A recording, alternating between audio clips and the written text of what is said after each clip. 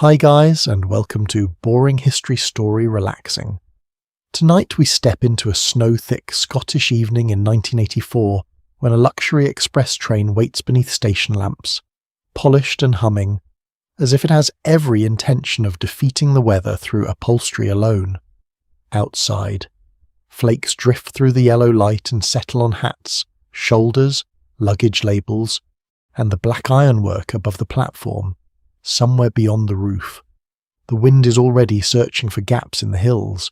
You're about to climb aboard, feeling very grand for someone who probably won't survive this if your plan involves challenging a Highland snowstorm with only a dinner jacket, a paperback, and misplaced confidence. So, before you get comfortable, take a moment to like the video and subscribe, but only if you genuinely enjoy what I do here. And while the porter wrestles your suitcase toward the carriage door, tell us where you're listening from and what the local time is where you are. Now, dim the lights and let the platform gather around you like the beginning of a dream.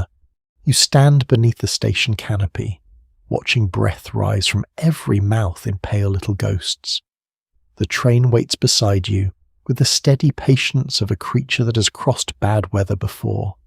Its windows glow with soft amber light. Along the side of the carriages, dark paint reflects the scattered brightness of lamps and falling snow. The metal door handles are cold enough to bite your fingers, somewhere near the front, unseen beyond drifting steam and platform shadows. The locomotive gives a low mechanical murmur, not dramatic, not heroic, just deeply awake.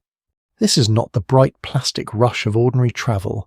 This is meant to be travel with manners. In 1984, luxury rail in Britain is still wrapped in nostalgia, polished service, and the long memory of older express routes. A mainstream fact worth tucking under your blanket already is this by the 1980s. Britain's railways had largely moved away from regular steam-hauled public service. Yet luxury and heritage rail experiences kept the romance of older train travel alive through restored coaches, fine dining, attentive staff, and carefully staged comfort. You're stepping into that world now, where the past is not exactly alive, but it has been brushed, heated, upholstered, and handed a wine list. A porter in a dark uniform reaches for your luggage before you can perform any heroic lifting of your own. This is lucky, because your suitcase has somehow become heavier during the journey to the platform, as luggage often does when it senses stairs nearby. He checks your ticket with a practiced glance, nods toward your carriage, and gives the little half smile of someone who's seen wealthy passengers bring hopelessly unsuitable shoes into weather that respects nobody. Your boots press into thin slush as you move along the platform. Snow gathers in the seams of the paving stones. The sound around you is a soft mixture of footsteps, muffled announcements, clinking metal, and the occasional slap of a carriage door. The storm has not yet become frightening. Not here, under lamps, near timetables, close to tea rooms and taxi ranks. Here it is still picturesque. It decorates the evening. It softens the hard edges of the station. It makes every traveller feel briefly literary, which is dangerous, because weather enjoys punishing literary moods. You glance at the other passengers. There's a couple in good wool coats, standing close together beneath one umbrella that is clearly losing its argument with the wind. A middle-aged man in a scarf studies the train as though judging the engineering personally. Two older women speak quietly beside a neat stack of luggage, their hats pinned with admirable confidence. Someone laughs too loudly near the dining car, already turning the journey into a social occasion before it has begun. Everyone looks upward now and then, measuring the snowfall without admitting they are measuring it. The train seems warmer than the station even before you enter it. You can sense heat at the doorway, a breath of enclosed air carrying the smell of old wood polish, carpet, metal, damp wool, and distant cooking. The carriage step is slick underfoot, and the porter offers a steadying hand. You take it, There is no shame in this. There is only gravity, wet snow, and the quiet dignity of not falling backward onto your own suitcase. Inside, the corridor narrows around you, the warmth closes in immediately, and the world changes scale. The platform becomes a framed scene through glass. Snow still falls outside, but now it seems to belong to another universe, one that cannot quite reach the patterned carpet beneath your feet. Lamps glow along the corridor. Brass fittings catch light in small gold sparks. The walls are polished enough to hold blurred reflections of moving coats and shoulders. The train has the intimate hush of a hotel that has learned how to roll across a country, a quirky little tidbit. The sort that belongs in the side pocket of the evening is that luxury trains often made a performance out of small discomforts, rather than removing them completely. The narrow corridors, compact compartments, folding wash basins, straps, catches, sliding doors, and little hooks all reminded passengers that they were not in a normal hotel. They were in a clever travelling machine. Even the inconvenience had charm, provided someone else carried the heaviest bag. You follow the porter as he leads you through the carriage. Your shoulder brushes softly against the wall when another passenger passes. Both of you murmur apologies with the unnecessary politeness of people trapped in elegant narrowness. The train gives a small tremor beneath you, although it has not yet moved. Perhaps a coupling tightens. Perhaps someone loads supplies. Perhaps the whole thing is simply breathing. At your compartment door, the porter slides it open with a smooth motion. The little room beyond is dim, warm, and almost theatrical. There is upholstered seating, polished trim, a lamp with a shade that softens everything, a folded blanket, a small table, and a window already fogging at the edges. The luggage rack waits above like a challenge. The porter handles it before you can pretend you were about to. You step inside. Your coat smells faintly of snow and city smoke. When you remove your gloves, your fingers prickle in the warmth. The seat gives beneath you with a soft, expensive sigh. Outside the window, the platform continues its slow performance, people waving, staff checking, flakes spinning through light, dark shapes moving in and out of steam. You are close enough to ordinary Britain to see the vending machines and practical signs, yet already removed from it by a pane of glass and a ticket that promises linen, dinner, privacy, and the seductive illusion that time itself has agreed to slow down. Of course, time has not agreed at all. Time is watching the weather forecast. There is a gentle knock, and another member of staff appears, asking whether you are settled. The question is delivered as if the train belongs partly to you for the night. You answer with the mild confidence of someone who has not yet tried to sleep while being shaken through the Scottish Highlands. He explains when dinner will be served, where the lounge car is, and how to call for assistance if needed. His voice is low and measured. He does not say anything alarming about snow. This is either reassuring or suspicious. You choose reassuring, because it is warmer. Outside, a whistle sounds, not the shrieking whistle of melodrama, but a practical railway sound that reaches down the platform and gathers attention. The final doors close one by one. Each closure has weight. Each one separates you a little more from the station.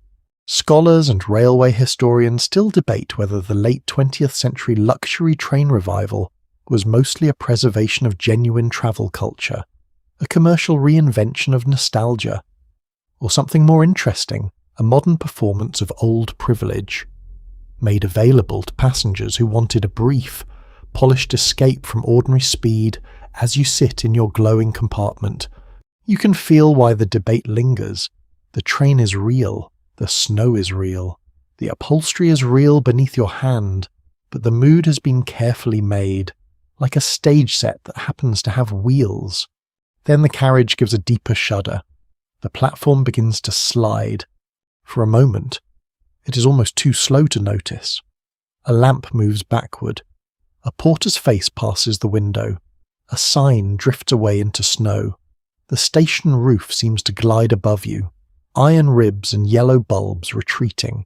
People standing outside raise hands, then become shapes, then shadows, then only memory. The train gathers itself with a series of soft jolts, metal answering metal beneath the floor. You feel the pull through your seat, through your shoes, through the cup on the little table that is not yet filled with tea but already seems prepared to rattle later. The city lights begin to loosen around you. Brick walls, sidings, signal lamps, and warehouses pass in dark strips. Snow touches the window and melts into wandering lines. The warmth of the compartment grows more noticeable now that movement has begun. You lean back, listening to the rhythm form beneath you. It is not yet the full lullaby of the rails. It is still tentative, gathering beat by beat, as if the train is clearing its throat before telling you a very long, very cold story. You look at your reflection in the glass, behind it. The Scottish night thickens. Ahead, somewhere beyond towns, fields, and rising ground. The storm waits among the hills, but for now there is lamplight on polished wood, a blanket within reach, dinner promised in the dining car, and the small, delicious foolishness of believing that comfort can negotiate with winter. The express rolls on, carrying you northward into the snow. The compartment seems to become smaller once the train begins to move, not in an unpleasant way, but in the way a room becomes more personal when the door is closed and the world outside starts sliding away. You sit for a few breaths without touching anything, because a private cabin on a luxury express has its own little etiquette. You do not simply fling yourself around in it. You discover it slowly, as though it might reward good behaviour with another hidden latch. The first thing you notice is the seat. It is not the wide, careless sprawl of a modern sofa. It is shaped for posture, conversation, and the kind of traveller who pretends not to nap upright. The upholstery is thick, soft under your hand, and slightly firm beneath you, with a texture that catches the lamplight in muted patterns. The colour is deep and warm, chosen to look dignified even when someone spills tea during a rough crossing of points. You press your palm into it and feel the faint spring of padding below, a little reminder that luxury, on a train, always has to cooperate with bolts, brackets, and weight limits. Above you, your suitcase rests on the rack, secured with a strap. That strap suddenly feels important.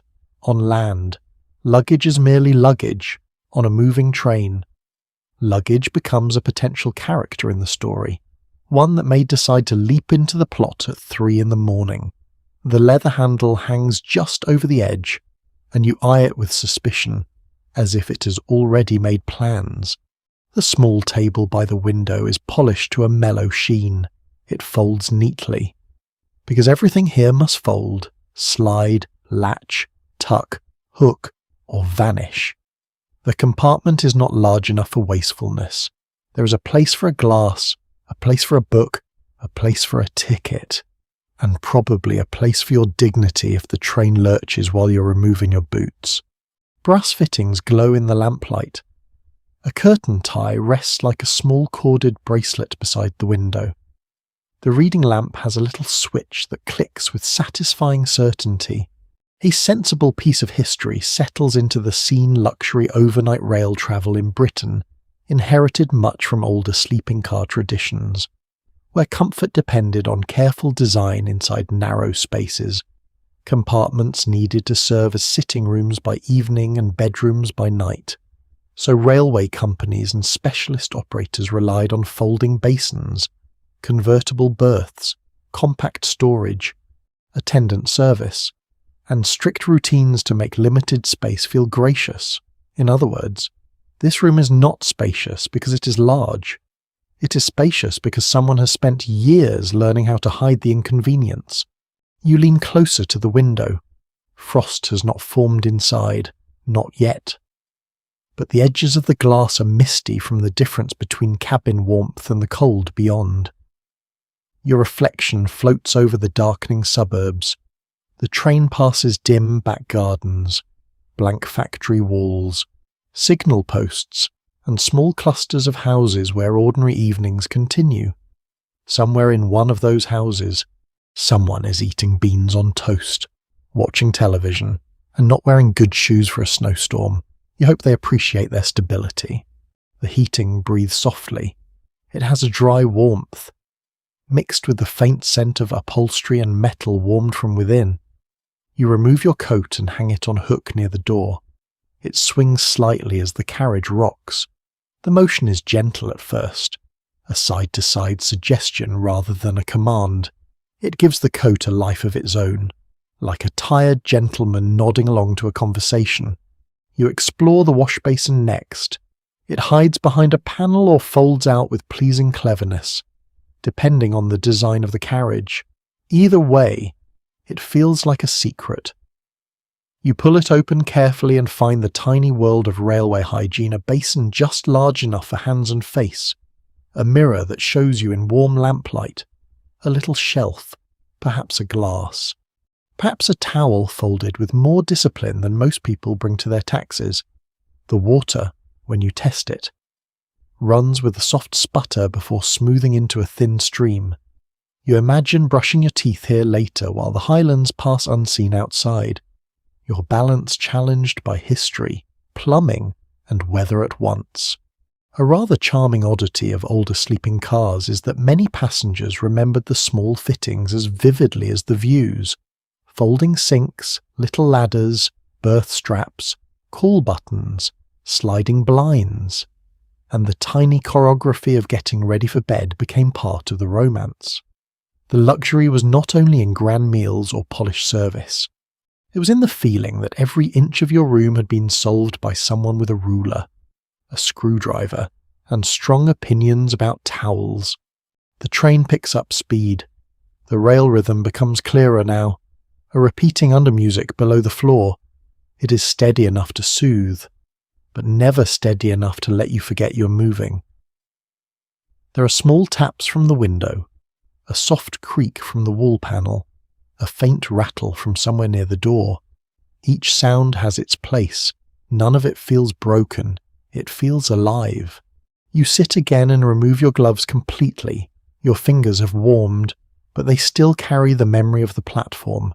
You rub them together, then reach for the little printed card on the table. It may list dinner times, safety notes, carriage information, or the polite instructions of a world that believes clarity should be typeset. You scan it without fully absorbing it.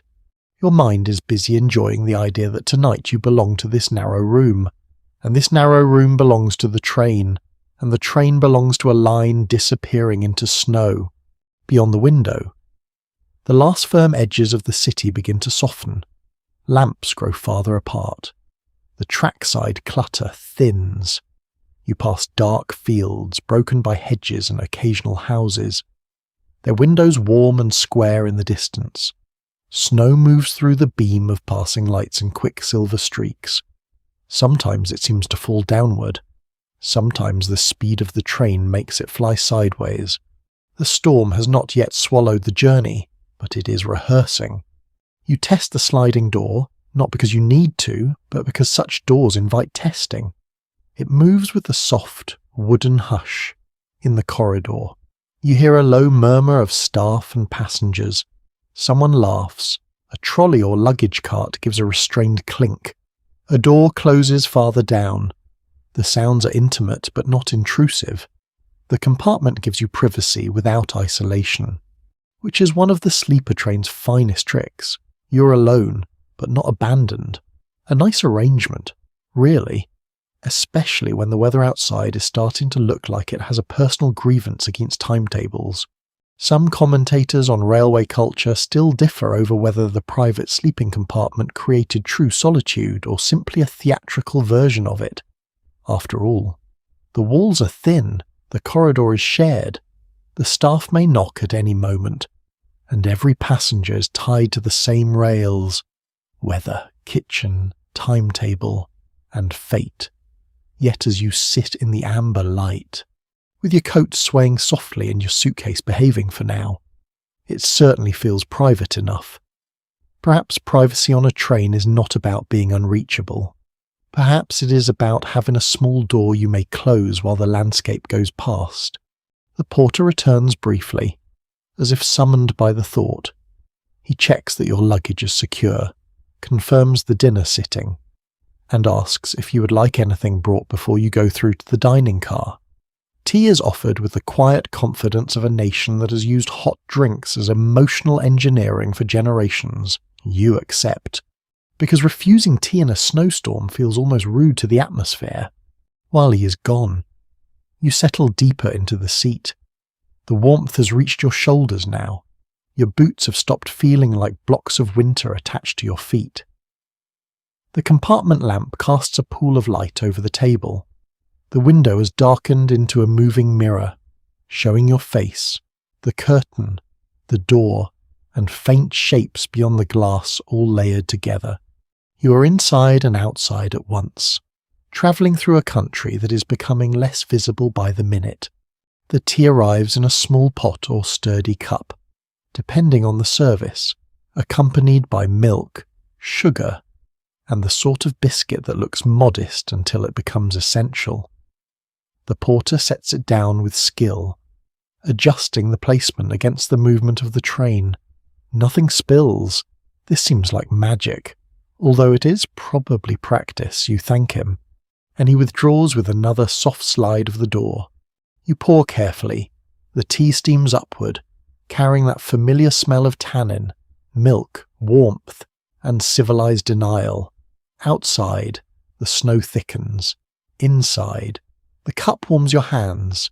The train rocks gently beneath you, all velvet and steam heat, brass and clever hinges, old romance and modern 1984 scheduling anxiety, carrying you toward dinner, darkness, and the first serious reach of the Highlands. You leave the compartment with the warmth of tea still resting in your hands, though the cup itself is now empty on the little table, sitting there with the quiet importance of an object that has done its duty. The corridor receives you gently. It is narrow, softly lit, and full of tiny movements. Curtains stir, door handles glint. Somewhere ahead, a spoon touches china. Somewhere behind, a passenger clears his throat with the seriousness of a man preparing to enter dinner as if it were a diplomatic event. Walking through a moving train is never just walking. It's a private negotiation with physics. You place one hand lightly against the polished wall, pretending this is casual. The carriage sways. Your feet adjust. The floor shifts beneath you with just enough mischief to remind you that elegance is not the same as stability. You pass closed compartment doors, each one holding its own little evening, someone changing shoes, someone checking a watch, someone opening a book they will not read because the window keeps stealing attention. The air changes as you move toward the dining car. It grows warmer, richer, touched by the smell of soup, roasted meat, butter, coffee, polished wood, and the faint metallic scent that belongs to all trains, no matter how luxurious they pretend to be.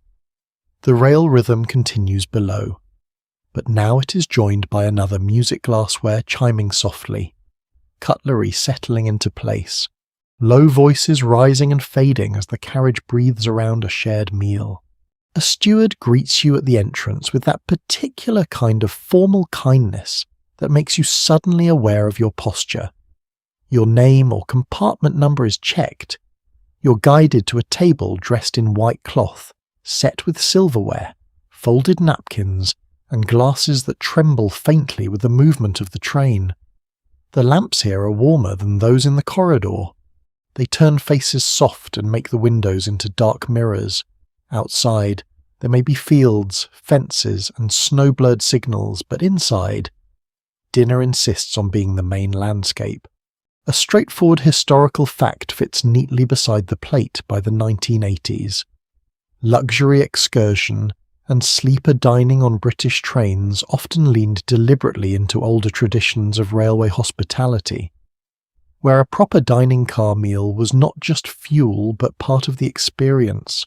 Menus, table service, linen, silverware, and attentive staff helped separate the journey from ordinary transport. You were not merely being moved across a map, you were being fed into the fantasy of civilized motion. You sit, and the chair has just enough give to feel comfortable without letting you forget that it is bolted to a floor. Across the aisle, the couple from the platform has removed their damp outer layers and now looks far more composed, as if snow is something that happened to other people. The man who studied the train earlier is reading the menu with the focused expression of a person prepared to judge both engineering and source. The two older women sit together near the far end, speaking in low tones, their laughter small but bright. The first course arrives with careful timing. Soup, perhaps, or a delicate starter, something warm enough to feel merciful as the storm presses against the glass. The bowl is set before you, and the surface shivers slightly with the rails. Steam rises in curls. You take the spoon and discover that eating soup on a moving train is an act of trust, not blind trust. Of course, you do not wave the spoon around like a cavalry sword. You move slowly, cooperating with the carriage. The soup tastes richer because the weather outside is worse. Hunger may be simple, but atmosphere is a very talented seasoning. The train glides through a small station without stopping. Lamps flash past, a platform appears, white-edged with snow, then vanishes. For a second, you see a waiting figure under a shelter, shoulders hunched, face turned away from the wind. Then darkness returns to the window, and your own reflection takes his place. It is strange, almost unfair, to be spooning warm soup behind glass while another person stands outside in the storm. Luxury often becomes most visible when it passes close to discomfort and keeps moving. A curious little railway tidbit belongs here. Somewhere between the bread roll and the butter dish, dining car staff learn to serve in conditions that would defeat many restaurant workers on solid ground. They balance trays through curves, poured drinks while compensating for jolts, and timed service around stations, gradients, and rough stretches of track. The skill could look effortless, which is exactly why passengers sometimes fail to notice how difficult it was. True elegance often hides the labour that makes it possible. The steward pours water. The glass trembles, but not a drop escapes. You find this more impressive than some political speeches. A wine bottle appears at a neighbouring table and leans for a moment with the sway of the train, held steady by practised fingers. The staff move like people who understand the carriage's moods. They know when to pause, when to step, when to wait for the wheels to cross a set of points before placing a plate. Their calm is part of the meal. Conversation grows easier as dinner continues. At first, passengers speak in careful, low phrases, preserving the polite distance of strangers in expensive surroundings. Then the storm gives everyone a common subject. Snow is useful that way. It allows people to talk without revealing too much. Someone remarks on the forecast. Someone else says the line has seen worse. The man with the menu suggests that railway men know what they're doing. One of the older women replies that weather also knows what it is doing, and unlike railway men, it does not keep office hours. You smile into your glass. Outside, the snow thickens into streaks. Sometimes it catches the train's light and explodes briefly into brightness before disappearing into the dark. The window beside you has become a layered picture, your table lamp, your face, the white cloth, the silver rim of your spoon, and beyond them the wild, slanting movement of winter. The dining car feels almost impossibly warm now. Your shoulders loosen. Your hands rest near the plate. The sound of wheels settles into your body. The main course arrives. It may be lamb, beef, fish, or something carefully sourced and proudly British in a way that involves both restraint and butter. Potatoes appear, because potatoes are the loyal infantry of winter dining. Vegetables arrive in modest portions, brightened by steam. The plate warms your place setting. The smell is deep and savoury. You take a bite and feel the gentle absurdity of it all. You're eating a formal dinner while travelling through a Scottish snowstorm in a narrow metal world on wheels. Humanity is ridiculous. Yes, but sometimes beautifully so. Some historians of travel culture continue to debate whether luxury rail dining represented democratic access to old aristocratic rituals, or simply repackaged class distinction for a new paying audience. The answer, as you look around the carriage, may be untidy. People here are not dukes in private saloons, but neither are they commuters with paper cups and tired briefcases. They have bought, borrowed, or saved for a performance of leisure. They are tasting not only dinner, but an idea of Britain that smells faintly of polish, gravy, coal memory, and nostalgia. The train begins to climb more noticeably. You feel it before you fully understand it. The motion changes. The rhythm deepens. The engine's effort, distant though it is, seems to travel through the couplings and into the carriage floor. Glasses tremble more frequently. The steward adjusts his stance. Outside, lights grow rarer, the settlements thin. Snow gathers on embankments and fence posts. Dark slopes rise and vanish beyond the reach of the windows.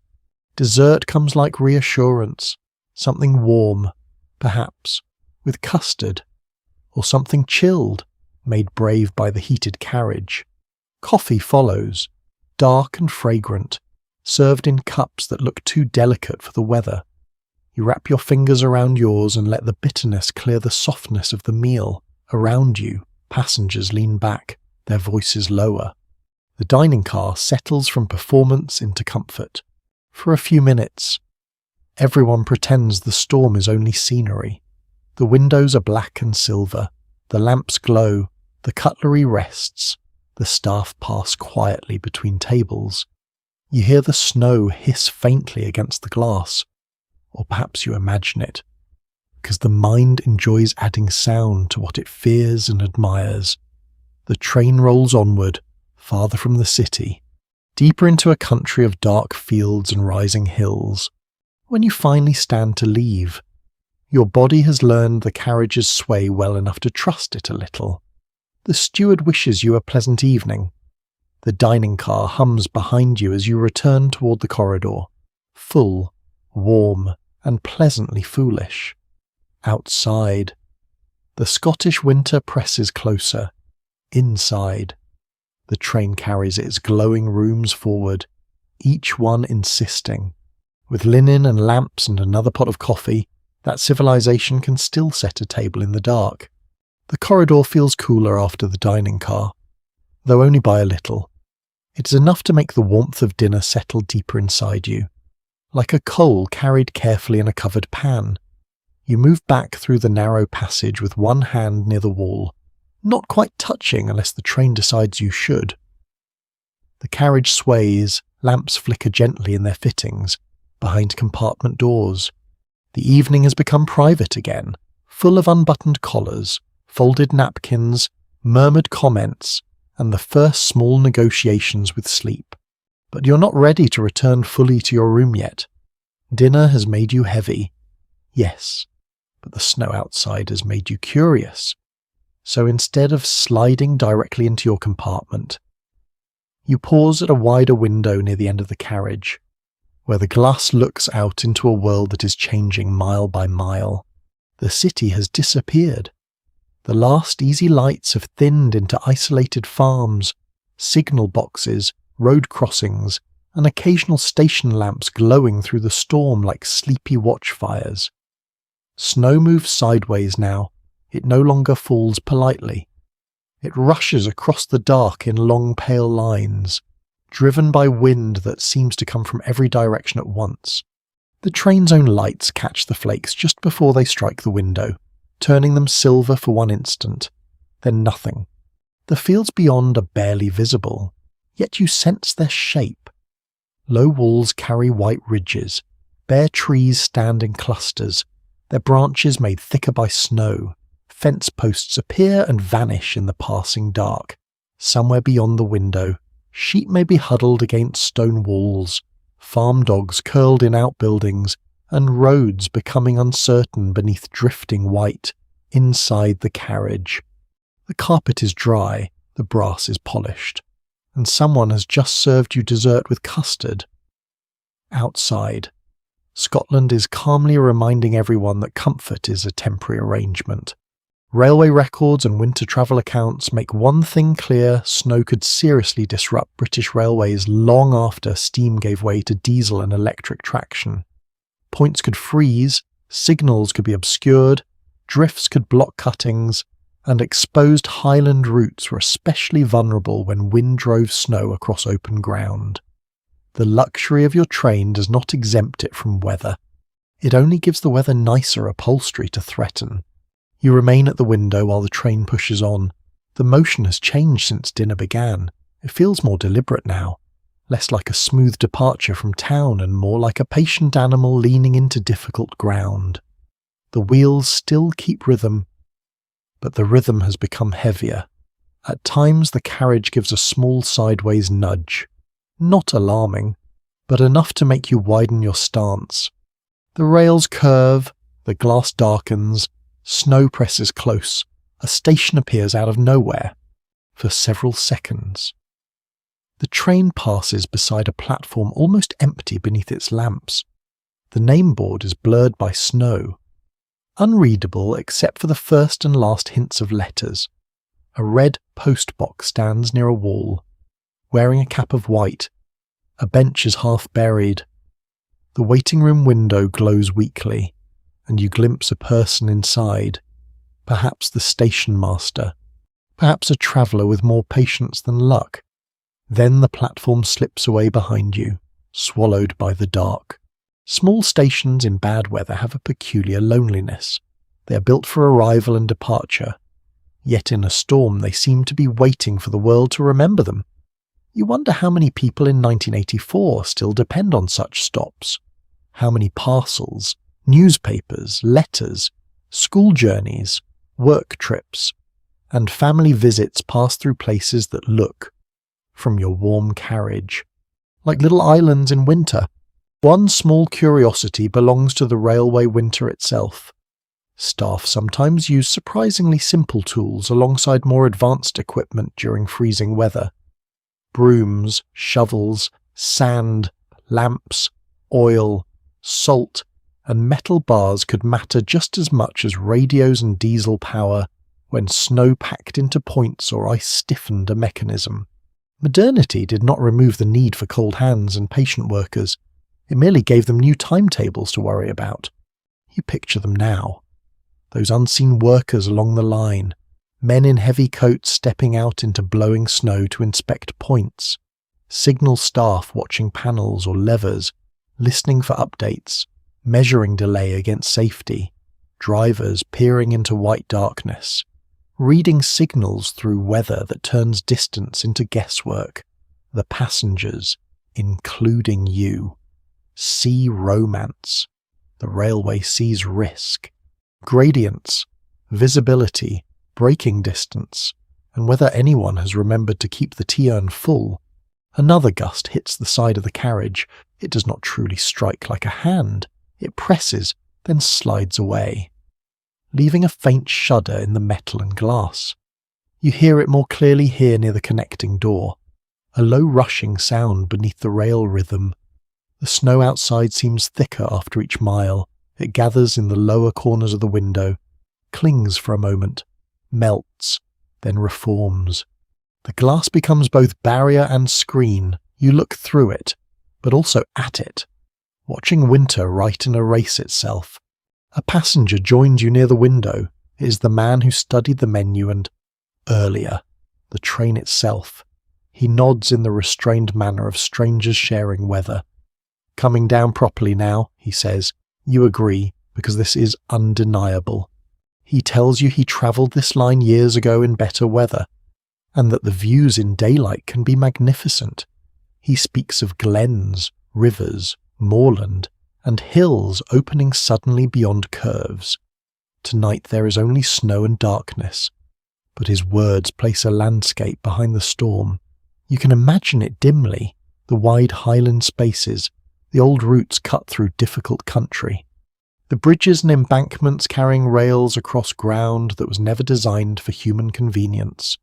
Travel historians are not fully united on whether luxury rail journeys through Scotland are best understood as transport, tourism, theatre, or memory. Some emphasise the engineering conquest of remote landscapes. Others focus on the passenger's emotional experience, the way scenery, service, and historical imagination combine into something almost ritualistic.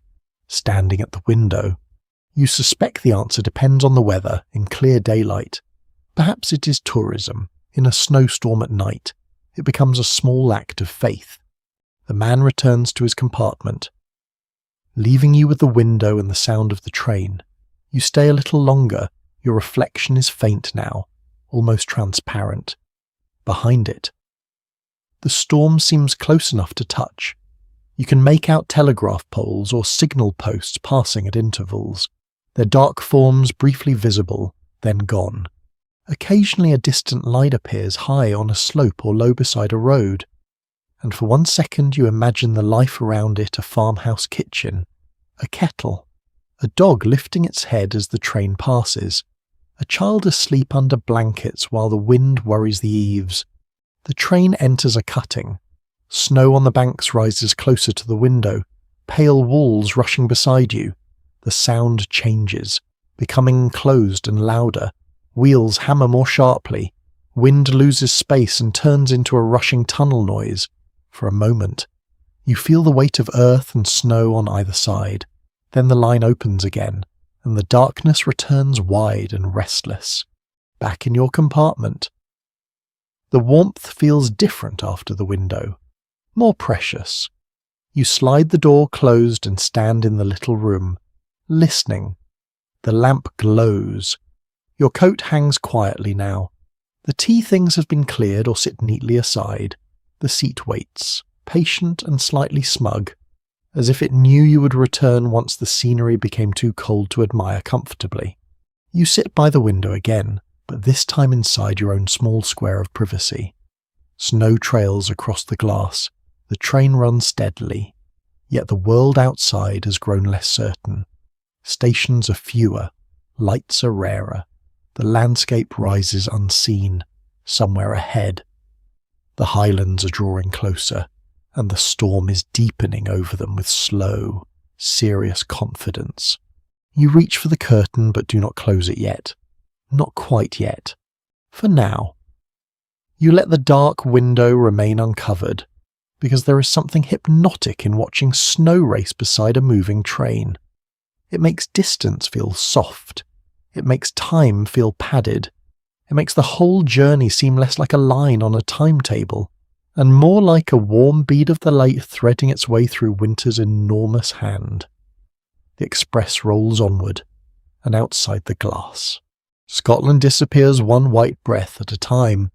You do close the curtain eventually, but not because the snow has become less interesting. If anything, it has become too interesting.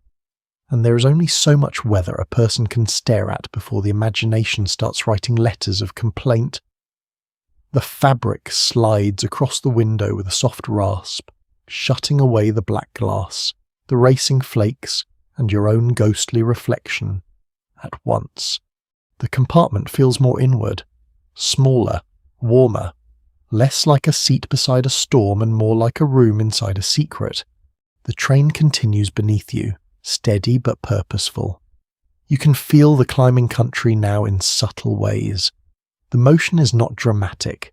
No one is being flung into a hat rack. This is still a luxury express, not a punishment exercise. But there is a heavier pull through the carriage, a slight pause before each renewed surge, as if the train is taking a breath before pressing on.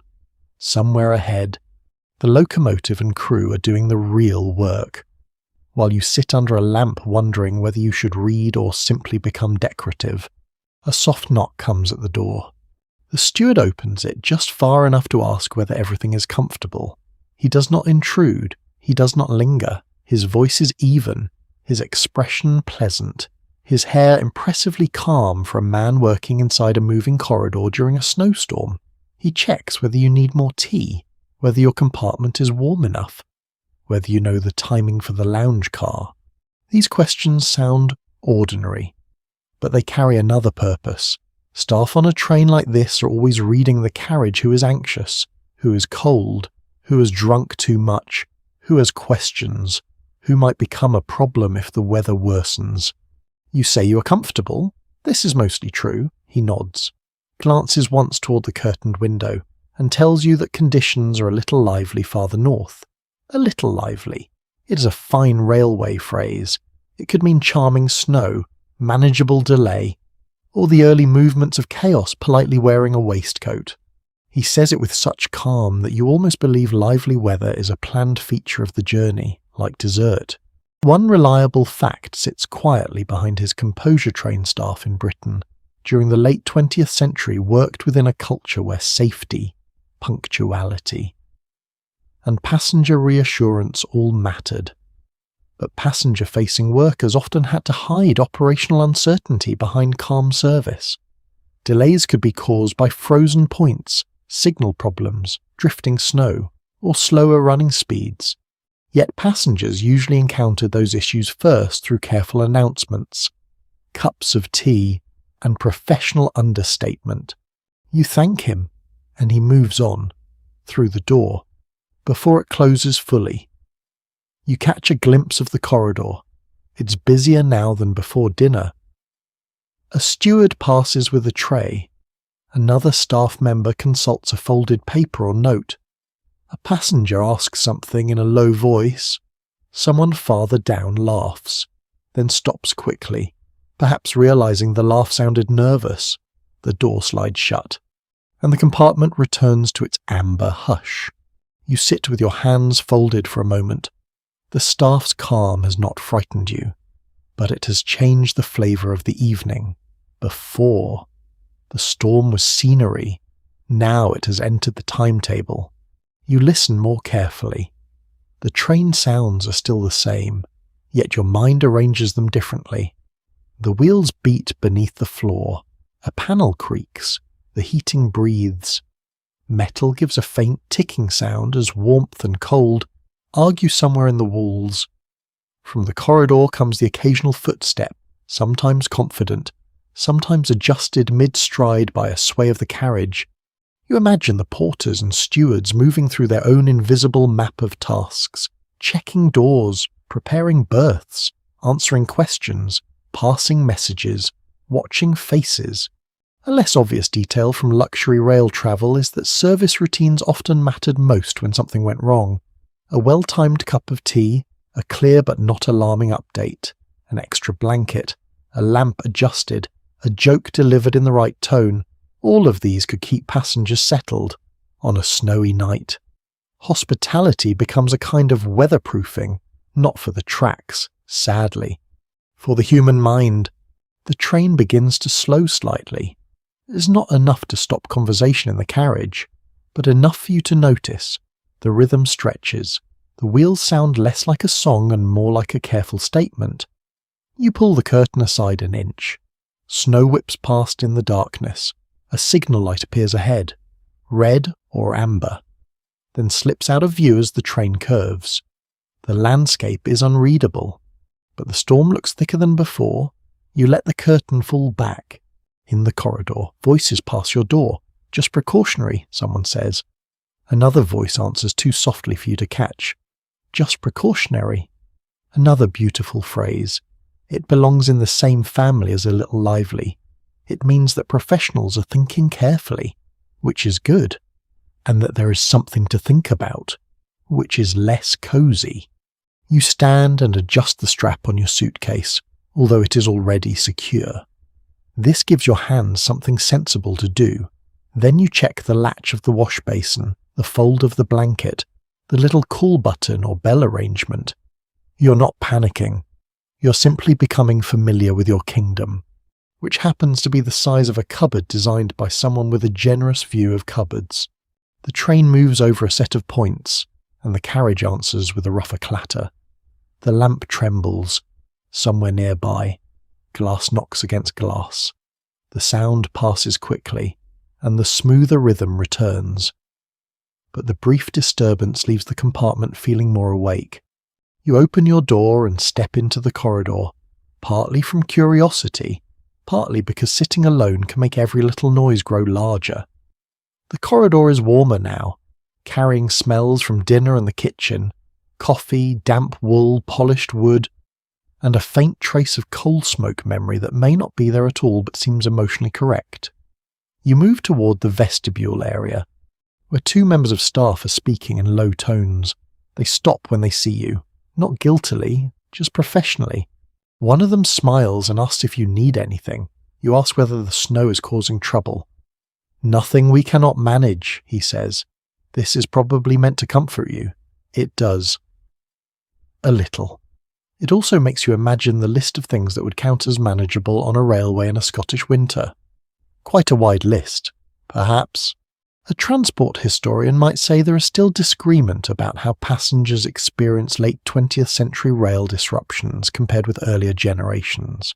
Some argue that modern travellers had become less tolerant of delay because timetables, telephones, and tighter schedules had changed expectations. Others suggest that on luxury leisure journeys, passengers were often more willing to accept disruption if it could be folded into the romance of the trip. You suspect both are true. A delay is annoying when you have a meeting. It is atmospheric when you have coffee, blankets, and no urgent wish to shovel anything. You return to your compartment and find it exactly as you left it, which is reassuring in a world where the scenery has become invisible and the staff are speaking in polished phrases. You sit again. The seat receives you with a soft complaint. You take out your book, open it, and read the same paragraph 3 times without collecting any meaning from it. The train's movement keeps pulling your attention away. Words on the page are less convincing than the sound under your feet. Another knock arrives, this time. A steward brings an extra blanket without you asking. He says it is just in case the night grows colder near the windows. He places it neatly beside you, folded into a square of quiet competence. You thank him. He mentions that the lounge car is open. Should you prefer company for a while? His tone offers the suggestion without pressure.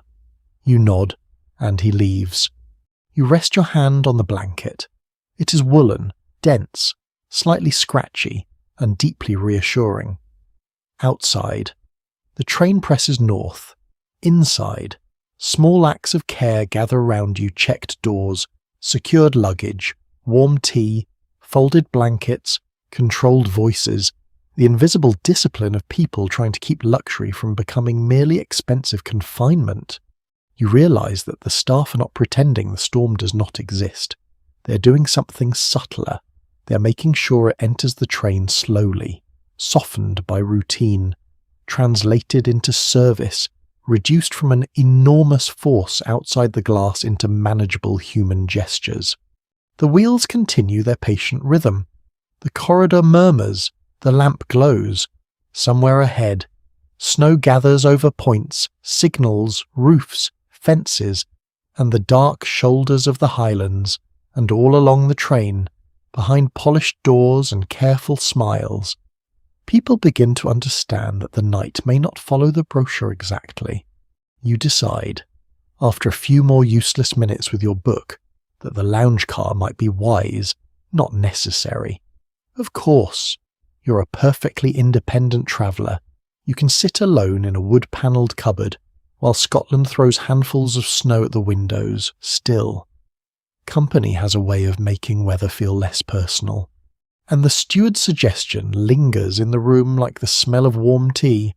So you fold the book closed, tuck it beside the blanket, and slide open the compartment door. The corridor is quieter than before, but not empty. The train has moved into that late evening mood when people stop rushing and begin drifting. A gentleman in shirt sleeves steps carefully past with a glass in hand. his expression fixed in the concentration of someone carrying liquid through a swaying carriage while pretending this is normal adult behaviour. A woman in a dark cardigan leans from her compartment to ask a steward for hot water. Somewhere farther down, a door slides shut with a soft wooden sigh. You move toward the lounge car, one palm grazing the wall. The wheels beneath you keep a deeper rhythm now, and the carriage rocks with more confidence, as if it has stopped asking whether you approve. The connecting doors between carriages are the trickiest part. You wait for the right moment. Open one. Feel cold air breathe up from the gap. Cross the flexible passage with a small private prayer, and open the next. Snow flashes in the narrow darkness between cars. For 1 second, the storm is right there, below your shoes and beside your shoulder. Then the door closes and warmth takes you back. The lounge car is dimmer than the dining car and more relaxed, as though it has loosened its tie after supper. Lamps glow from shaded corners. Upholstered chairs face small tables. A few passengers sit with drinks, books, newspapers, or the blank, thoughtful expression of people listening to weather. The windows are mostly black, reflecting the room back upon itself. Occasionally, a pale streak of snow catches the light outside and flickers across the glass like a scratch on film. You find a chair near the middle, not too close to anyone, not too proudly isolated. The fabric is warm from the carriage heat and slightly worn in the way expensive things become more comforting after years of use. A steward asks what you would like. You choose whiskey, or perhaps tea again, depending on how brave you feel. Let us be honest, in a Scottish snowstorm, either choice feels historically supported. One established truth about long-distance leisure rail travel is that lounge cars served an important social function. They offered a shared space between private compartments and formal dining, a place where passengers could read, drink, talk, listen, and slowly shift from public politeness into the softer companionship of the journey. On an overnight train, the lounge car was neither quite a drawing room nor quite a pub, but something moving gently between the two. The drink arrives, if it is whiskey. It carries a smoky warmth that seems to match the dark beyond the windows. If it is tea, it rises in clean steam and smells like common sense. Either way. You wrap your hands around the glass or cup and let the lounge settle around you. Conversation happens in small islands near the far window. The couple from the platform speaks in murmurs, their shoulders turned inward. One of the older women reads a magazine but seems to be listening to everyone else with expert invisibility. The train enthusiast sits nearby with a newspaper open, although his eyes keep lifting toward the window. A younger man in a tweed jacket talks softly with a steward about connections, using the careful voice of someone trying not to sound worried about being late. The newspaper itself is a little time capsule, dense columns, sober headlines, advertisements for things that now feel strangely distant. Cars with square edges, home electronics with heavy buttons, package holidays promised in cheerful print while snow attacks the glass beside them. It is 1984, and the modern world is already recognisably modern, yet not quite yours. No one glances down at a glowing phone. No one checks a live map. No one refreshes an app to see whether the train has become a red line of delay. Information moves through staff, stations, announcements, and rumour. The imagination does the rest, which is not always helpful. An offbeat detail worth noticing is that, on a train like this, the absence of instant information could make the lounge car feel almost theatrical. Passengers gathered not only for comfort, but for updates, guesses, overheard remarks, and the tiny social sport of reading staff expressions. A calm steward could reduce anxiety more effectively than a printed notice. A frown at the wrong moment could become tonight's breaking news. You hear the word snow several times, delivered in different tones. Cheerful snow, irritating snow, serious snow, beautiful snow, The same word, wearing several coats. The train gives a longer sway, and the lamps tremble. Conversation dips for half a second, then resumes with slightly more effort. Outside, the black windows flash with white streaks. You can no longer tell whether the train is passing through open country or a cutting. The storm has erased scale. It could be a field, it could be a mountain, it could be the inside of a shaken snow globe designed by a pessimist. A steward moves through the lounge, offering coffee. His tray remains level in a way that seems personally insulting to your own balance. You watch his feet. They shift almost before the carriage moves, as if he can feel the rails thinking. He pauses beside the older women, exchanges a few words, then continues. No fuss, no hurry. The staff have become the train's visible nervous system, carrying reassurance from one small cluster of passengers to another. Travel scholars sometimes disagree about whether luxury train passengers mainly sought escape from modern life or a curated version of it. In 1984, that question feels especially interesting. The train has electric light, modern operations, efficient catering, and organised service.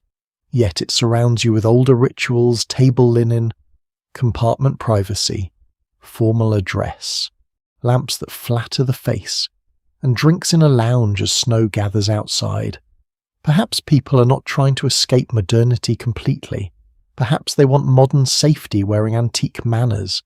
You sip your drink and listen. There is the clink of glass against saucer, the rustle of newspaper, the low purr of conversation, the occasional polite laugh, softened quickly by the room. Beneath all of it is the continuous beat of the train.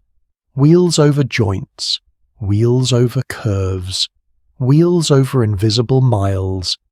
It is hypnotic. Not smooth enough to vanish, not rough enough to disturb. It stays with you like a second pulse. The lounge car becomes warmer by degrees. Coats are loosened, scarves come off. People settle deeper into seats. Snow collects invisibly on the roof. You imagine it there, a cold weight on the metal skin above the lamps, while below it passengers discuss weather, whiskey, scenery, work, holidays, and whether breakfast will be worth waking early for. Human beings are astonishing. Put us in a storm. And we will still evaluate eggs. A murmur passes from one end of the car to the other. The train is running slower now. Not stopped, someone says. Just slower. Bad patch ahead, someone else adds. The line is exposed in places, says the train enthusiast, unable to resist usefulness. The older woman with the magazine looks up and says that exposed places are what Scotland specialises in. This earns a small, grateful laugh. You glance toward the window again. For a moment, the curtain of snow thins, and you see a faint shape beyond, perhaps a line of trees, perhaps a slope rising darkly under white. Then it is gone. The train seems to be moving through a world made of near and far, warm and cold, known and guessed. The lounge car is the known part. The glass marks the boundary. Beyond it, the storm writes its own timetable. Your eyelids grow heavier.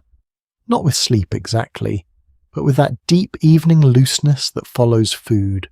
Warmth, motion, and low voices. The chair supports you. The lamp beside you casts a small circle on the table. Your drink has reached its final inch. Around you, strangers have become familiar shapes, not friends, not yet, but fellow occupants of a shared weather story. And in the slow amber hush of the lounge car, while snow turns the windows into mirrors and the train pushes farther into the highlands, you begin to understand why luxury on rails is not really about speed. It is about being carried. It is about surrendering movement to someone else while you sit wrapped in warmth, listening to the world grow wilder outside. Soon you will return to your compartment. Soon the bed will be prepared, the curtains drawn, the night made smaller, but for now you remain in the lounge, breathing tea or whiskey warmth, watching reflected lamps tremble in black glass and letting the storm come closer without quite reaching you.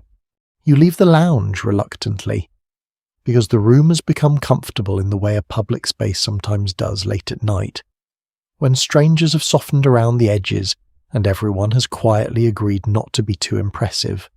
The last inch of tea or whiskey is gone. The newspaper pages have settled.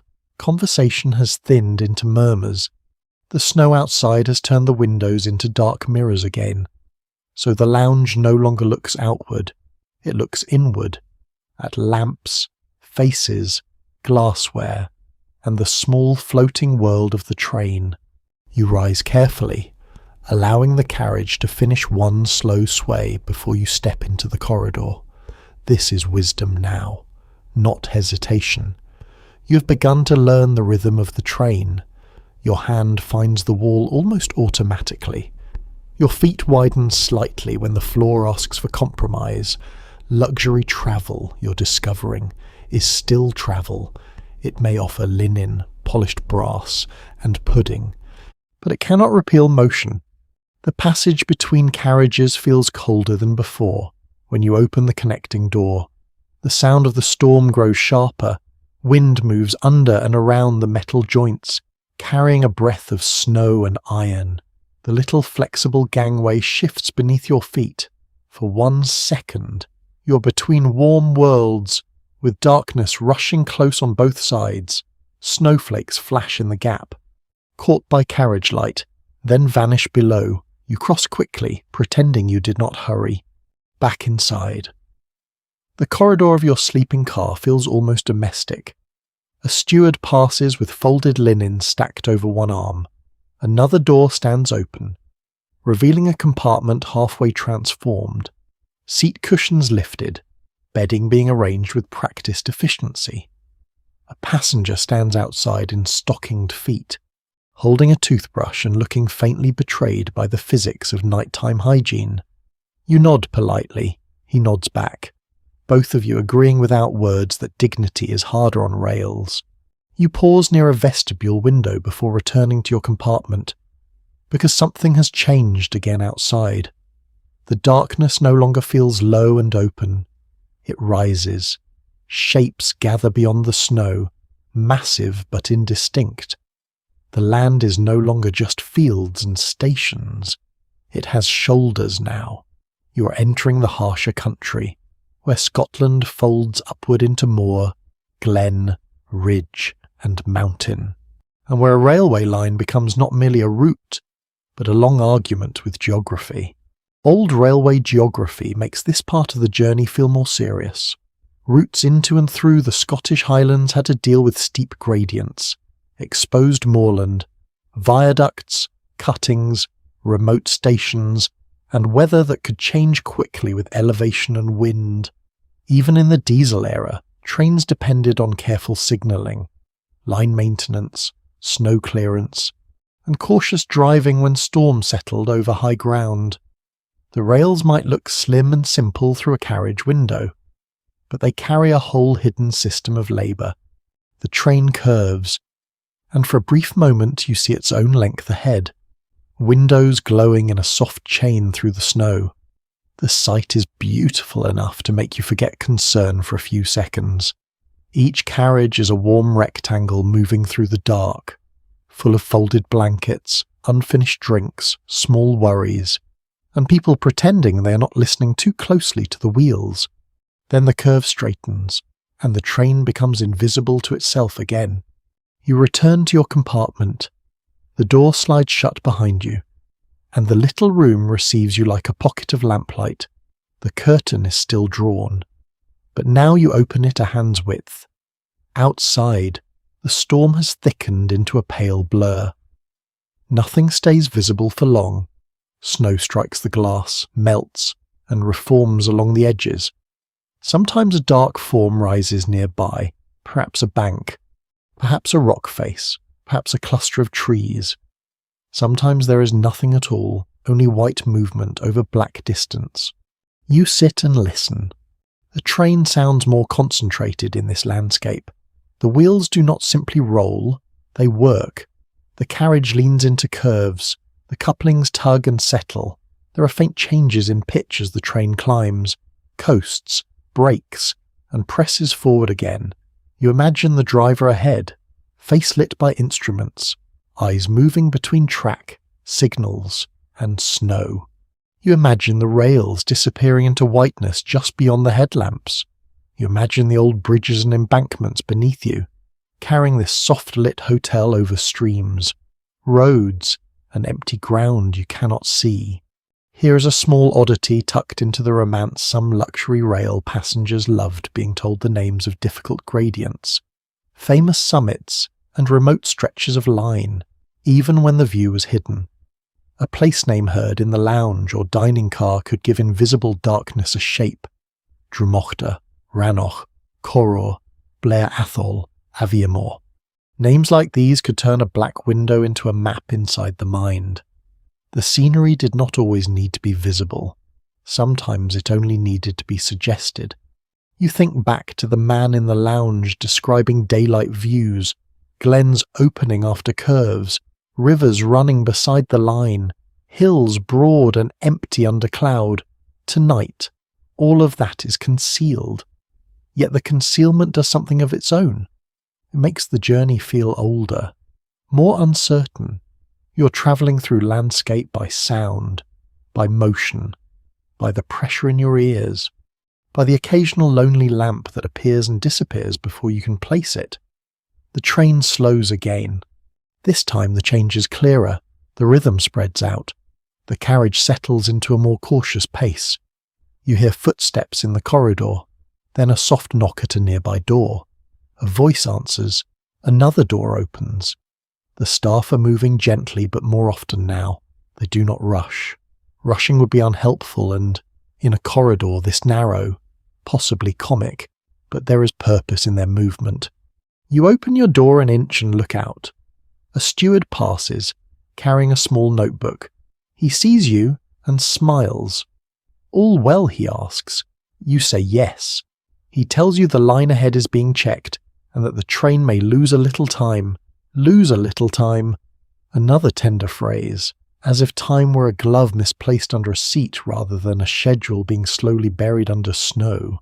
Specialists who study heritage and luxury travel often differ on how much uncertainty adds to the experience. Some argue that controlled inconvenience deepens nostalgia, making passengers feel they are part of a grand old journey. Others note that real disruption quickly strips away romance, especially when heat, food, information, or safety are threatened. Tonight, your train is still safely on the romantic side of the line. You have heat, you have staff, you have a blanket, you have not yet been asked to dig. The steward moves on, you close the door. For a while, you simply sit with the curtain partly open, letting the highlands remain half seen. There is a strange intimacy in being unable to see far. The world shrinks to the window, the lamp, your hands, the passing flakes, the occasional red or green signal glowing like a jewel in the snow. The train becomes both fragile and stubborn. So many separate pieces must keep working together. Wheels, rails, signals, fuel, brakes, staff, heaters, kitchen, doors, human patience. One failed piece could change the night. And yet, the express continues. It crosses a bridge. You know this not by sight, but by sound. The tone below sharpens. The carriage seems briefly suspended. A darker darkness opens beneath the window, perhaps a river or a road. Then the sound changes again as the train returns to solid ground. You imagine black water below, snow touching it and vanishing. You imagine stone or steel holding firm in the storm. You're grateful to engineers you will never meet. The highlands close around you not like walls, but like presence. Their scale presses through the dark, even hidden by snow. They alter the mood of the carriage. Passengers speak more softly. Staff listen more carefully. The train seems smaller, though it has not changed at all, beyond the glass. The old land waits, indifferent to upholstery. menus, and your very sensible decision to pack gloves. You draw the curtain at last. The room warms again in feeling, if not in temperature. The lamp glows over the folded blanket. Your reflection disappears from the glass. The storm becomes sound more than sight. A faint hiss, a rush, a brushing at the train's metal skin, somewhere ahead. The line climbs or curves deeper into white weather, somewhere behind. Stations and fields have already been erased. You sit back and let the rhythm enter your bones. The highlands are around you now, even unseen. The luxury express moves through them carefully, warmly, stubbornly, carrying its little islands of light into the snowy dark. The train seems older at night than it did on the platform. That is an odd thing to feel, because this is 1984 and the service around you has all the markings of late 20th century organisation. There are printed schedules, modern safety procedures, diesel power somewhere ahead, electric lights, radio messages moving along the railway, and staff trained to keep everything smooth. Yet when the curtain is drawn, the lamp is low, and the carriage rocks through snow in the highlands.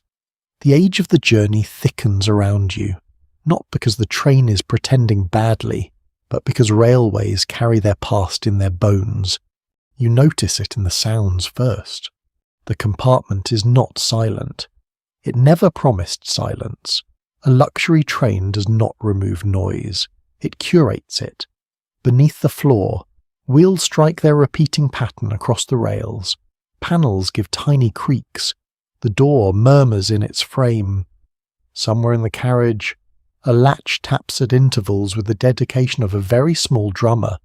The heating pipes click softly as warmth travels through metal. Every sound belongs to a machine built from thousands of agreements between comfort and force. You sit with a wool blanket across your lap now, not because you are truly cold, but because blankets are persuasive objects. The lamp casts a circle over your knees. Your shoes rest beside the seat. Your stockinged feet feel the faint vibration rising from the floor. The train is carrying you with enormous power, yet inside the compartment that power arrives as a tremble, a pulse, a lullaby with bolts. Railway history offers a useful reminder here even in the 1980s. Many luxury rail experiences in Britain drew heavily on carriage designs, service rituals, and visual styles rooted in the great age of late Victorian and Edwardian railway travel. The engines may have changed, and the operations behind the scenes may have become more modern, but the passenger atmosphere often borrowed from older sleeping car traditions: polished wood, attentive stewards, formal meals, and compact private cabins. So you're not travelling in the 19th century, you're travelling in a carefully maintained echo of it. And what an echo it is. The little fittings around you suddenly feel like clues. The brass handle is not merely a handle, it is a gesture toward an older idea of travel, when materials were expected to show weight and touch. The polished trim is not necessary in a strictly practical sense. A plain surface would hold the wall together just as well. But the polish tells you that someone cared about atmosphere. Even the curtain has a certain seriousness. It does not flap about like cheap fabric. It hangs with purpose, as if trained. The contrast is almost funny. Outside, snow is gathering on modern rails maintained by crews using late 20th century tools and systems. Ahead, the locomotive obeys contemporary operating rules. Somewhere, signal boxes and control centres are managing traffic with practical discipline. Inside, you're wrapped in a mood that wants you to believe a gentleman in a bowler hat may appear at any moment and ask whether you require more coal for your foot warmer. He will not, and frankly, if he does, the staff should be informed. A small mechanical curiosity hides behind this comfort. Many old-style sleeping cars were marvels of compact engineering, but they also required constant human attention. Beds had to be folded down, heating checked, water supplied, corridors kept clear, doors secured, lamps maintained, and passengers guided through rituals that looked effortless only when someone else performed them. The romance of the train depended not on magic, but on maintenance. Very little glamour survives contact with a loose screw. You stand and inspect the compartment again, now with different eyes. Earlier, you saw velvet, warmth, and clever storage. Now, you see a machine disguised as a room. The seat may become a bed. The table folds away. The wash basin disappears into the wall. Hooks and straps keep objects from wandering during curves. The door slides rather than swings because space is precious. The window gives scenery, but also keeps out wind, snow, soot memories, and the deep cold of the night. Everything is both decorative and defensive. The train lurches softly, and the blanket slides an inch. You catch it before it drops. There, another lesson from the machine. Nothing stays exactly where romance puts it. You open the curtain a little, just enough to look out. The glass is darker than before, with frost feathering faintly around one corner. Snow races beside the train. For a moment, a signal appears, green and sharp in the white blur. Then it vanishes behind you. That green light feels almost supernatural in the darkness, but it is not supernatural at all. It is the practical language of railway safety, shining through snow so that human beings and machinery can keep their agreements. You imagine the layers of this journey stacked together. The oldest layer is geography: hills, glens, rivers, exposed moorland, wind channels, snowfields, rock, water, distance. Then comes the Victorian and later railway ambition cuttings, embankments, bridges, stations, signal systems, timetables, and the belief that iron lines could stitch remote places into national life. Then comes 1984, with its revived luxury, its nostalgia, its modern passengers, its staff uniforms, its printed menus, its quiet desire to sell not just arrival, but experience. You're sitting in the middle of all those layers, drinking them in through warm air and soft light. Researchers continue to weigh whether heritage-style luxury trains preserve railway history or reshape it into something more comfortable than the original ever was. The real old expresses could be smoky, drafty, crowded, noisy, and subject to delays that were far less charming when you had no choice but to travel. Modern luxury can polish the past until hardship becomes atmosphere, yet preservation is never simple fakery. The wood, the fittings, the carriage craft, the service routines, the rail routes, all of these carry genuine memory. Perhaps the truth is that you are inside both history and theatre, and the snow outside is making both more convincing. You let the curtain fall back. The compartment light seems warmer after that glimpse. The machine room feeling softens again into bedroom feeling. Your mind drifts toward earlier rail travellers, not famous ones, just ordinary bodies carried through winter nights. A clerk trying to sleep upright in a second-class carriage. A woman travelling to family with a basket and a shawl. Soldiers, salesmen, honeymooners, children, servants, tourists, officials, all moving through Britain by rail long before your own night of expensive blankets and polite uncertainty. Many would have envied your privacy. Some would have laughed at your worries. Some would have told you that snow has always had a vote. The wheels speak below you with patient regularity. You begin to understand why the old railway atmosphere remains so powerful. It offers an illusion of order without denying motion. A ship rolls on water. A car submits to roads. An airplane removes you from the ground entirely. But a train holds you close to the land. You feel the curves, the gradients, the crossings, the changes in speed. You pass through weather rather than above it. You sleep not despite the machinery, but with it, beside it, almost inside it. A faint smell of warm dust and metal reaches you from somewhere near the heater. It is not unpleasant. It smells like old radiators, winter coats, and rooms that have been shut against cold. The carriage gives another creak. The latch resumes its tiny tapping. You smile at it now. It is annoying only if you resist it, if you accept it. It becomes part of the train's little orchestra. Soon. The steward will prepare the bed. Soon. The room will fold itself into another shape, but for the moment, you remain awake in the strange luxury of transition. Neither sitting room nor bedroom, neither modern hotel nor historical carriage, neither fully safe from the storm nor exposed to it. The express moves onward through the highlands, and beneath every velvet surface, every polished fitting, every carefully served cup, you can feel the older railway heart still working: iron, timber, glass, steam memory, diesel effort, and the long human wish to be carried warmly through the dark. The knock comes just as you are beginning to wonder whether the seat will transform itself if left alone long enough. It is a gentle knock. 2 soft taps against the sliding door, and then the steward's voice asks whether he may prepare the room for the night. You say yes with the solemn gratitude of someone who has no idea how the bed works, and would rather not discover it by accident. He enters carrying linen folded with impressive precision.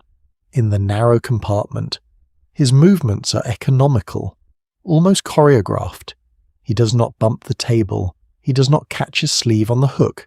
He does not step on your shoes, which you have placed in what you believed was a harmless corner, but which is, apparently, part of the operational theatre. You move aside, trying to become small and useful. This is not easy after dinner. The steward lowers the seat back, releases a catch, shifts a cushion, draws out hidden bedding, and suddenly the room begins to change identity. What was your sitting room becomes a bedroom, not through grand magic, but through hinges, straps, mattress panels, folded sheets, and human practice. The little table is tucked away. The blanket is lifted and placed correctly. A pillow appears from somewhere that did not look large enough to contain a pillow. The compartment, which already felt compact, now becomes even more intimate, as if the walls have leaned in to hear your dreams. Sleeping car practice has always depended on transformation in traditional overnight rail travel. Compartments were designed to serve more than one purpose, because space was limited and expensive. Seats became berths. Attendants prepared bedding. Luggage had to be secured, and passengers learned to organize their belongings before the night routine began. The luxury was not only the bed itself, it was the fact that someone else understood the puzzle. You watch him smooth the sheet. The white cloth catches the lamplight and looks almost absurdly clean beside the thought of the storm outside. Snow is on the roof, along the track, in the fields, across the points, against the signal posts, probably on the shoulders of railway workers somewhere ahead. Here, inside, the sheet is tucked with calm authority. Civilization, it seems, sometimes expresses itself as a tight hospital corner on a moving train. The steward checks the reading lamp beside the berth. He shows you how to call if needed. He points out where your shoes may be placed so they do not become nocturnal weapons. He reminds you that the wash basin folds away securely. He says the night may be a bit uneven because of the weather and line conditions, but he delivers this phrase with such professional mildness that it sounds like a mattress preference. A bit uneven. Wonderful. You're collecting these phrases now like souvenirs. A little lively, just precautionary. Lose a little time. A bit uneven. Railway language. You're learning. Has a talent for wrapping uncertainty in wool. One unexpectedly charming detail about sleeper travel is that some passengers developed very personal rituals for settling in, placing a watch within reach, setting shoes heel to wall so they would not slide, folding clothing in the order they would be needed, wedging books in corners, or tying cupboard doors more firmly than strictly necessary, on a train. Bedtime is not just about sleep. It is about persuading every object in the room to behave until morning.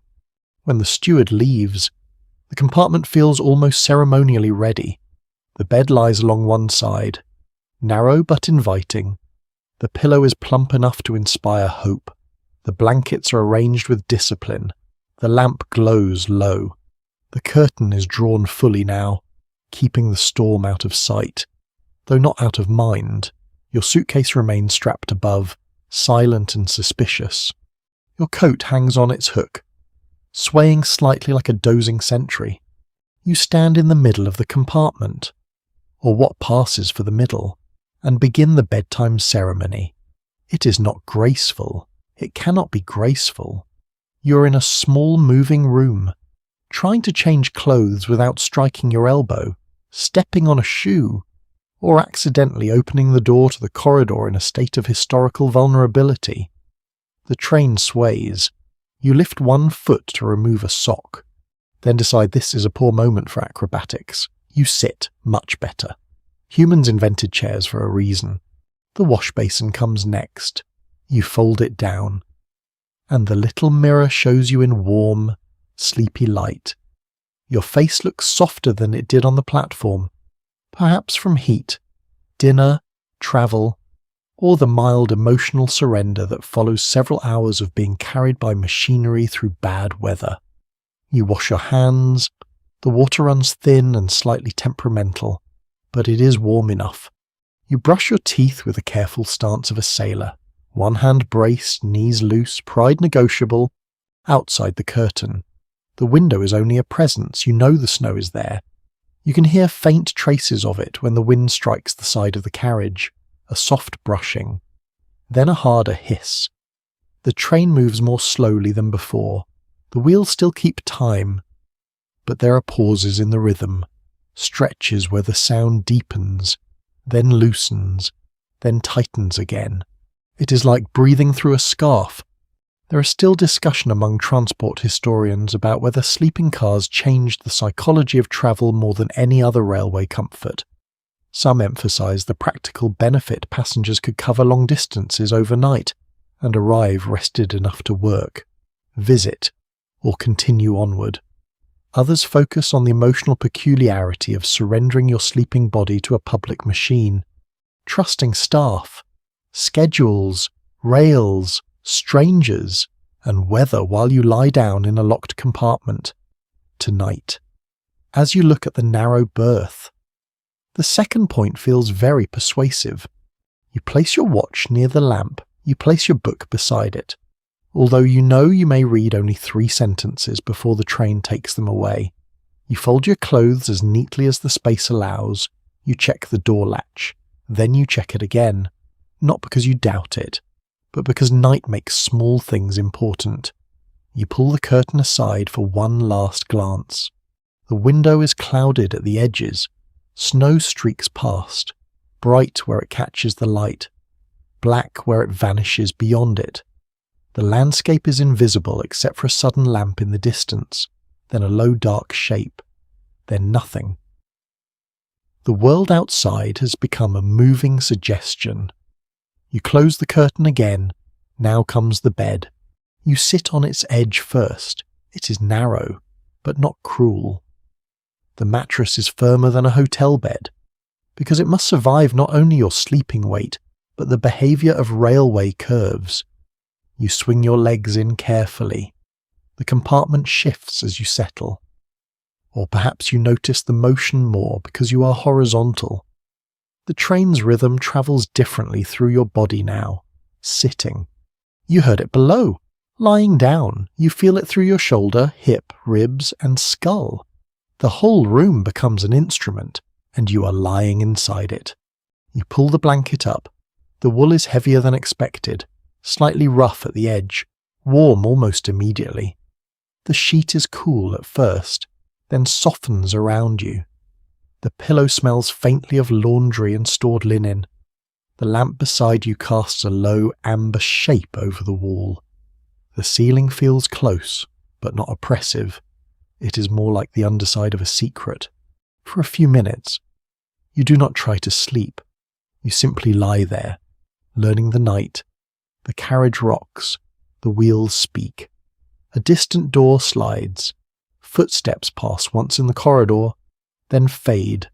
Somewhere a pipe ticks. Somewhere a glass settles with a tiny click. Snow presses against the unseen window. The train carries all of this with you, the staff, the passengers, the folded dining cloths, the cooled coffee cups, the luggage racks, the sleeping berths, the worried timetable, the storm beyond the lamps. You smile faintly in the dark. This is elegant. Yes, comfortable. Mostly romantic. Certainly. But it is also ridiculous in the nicest human way.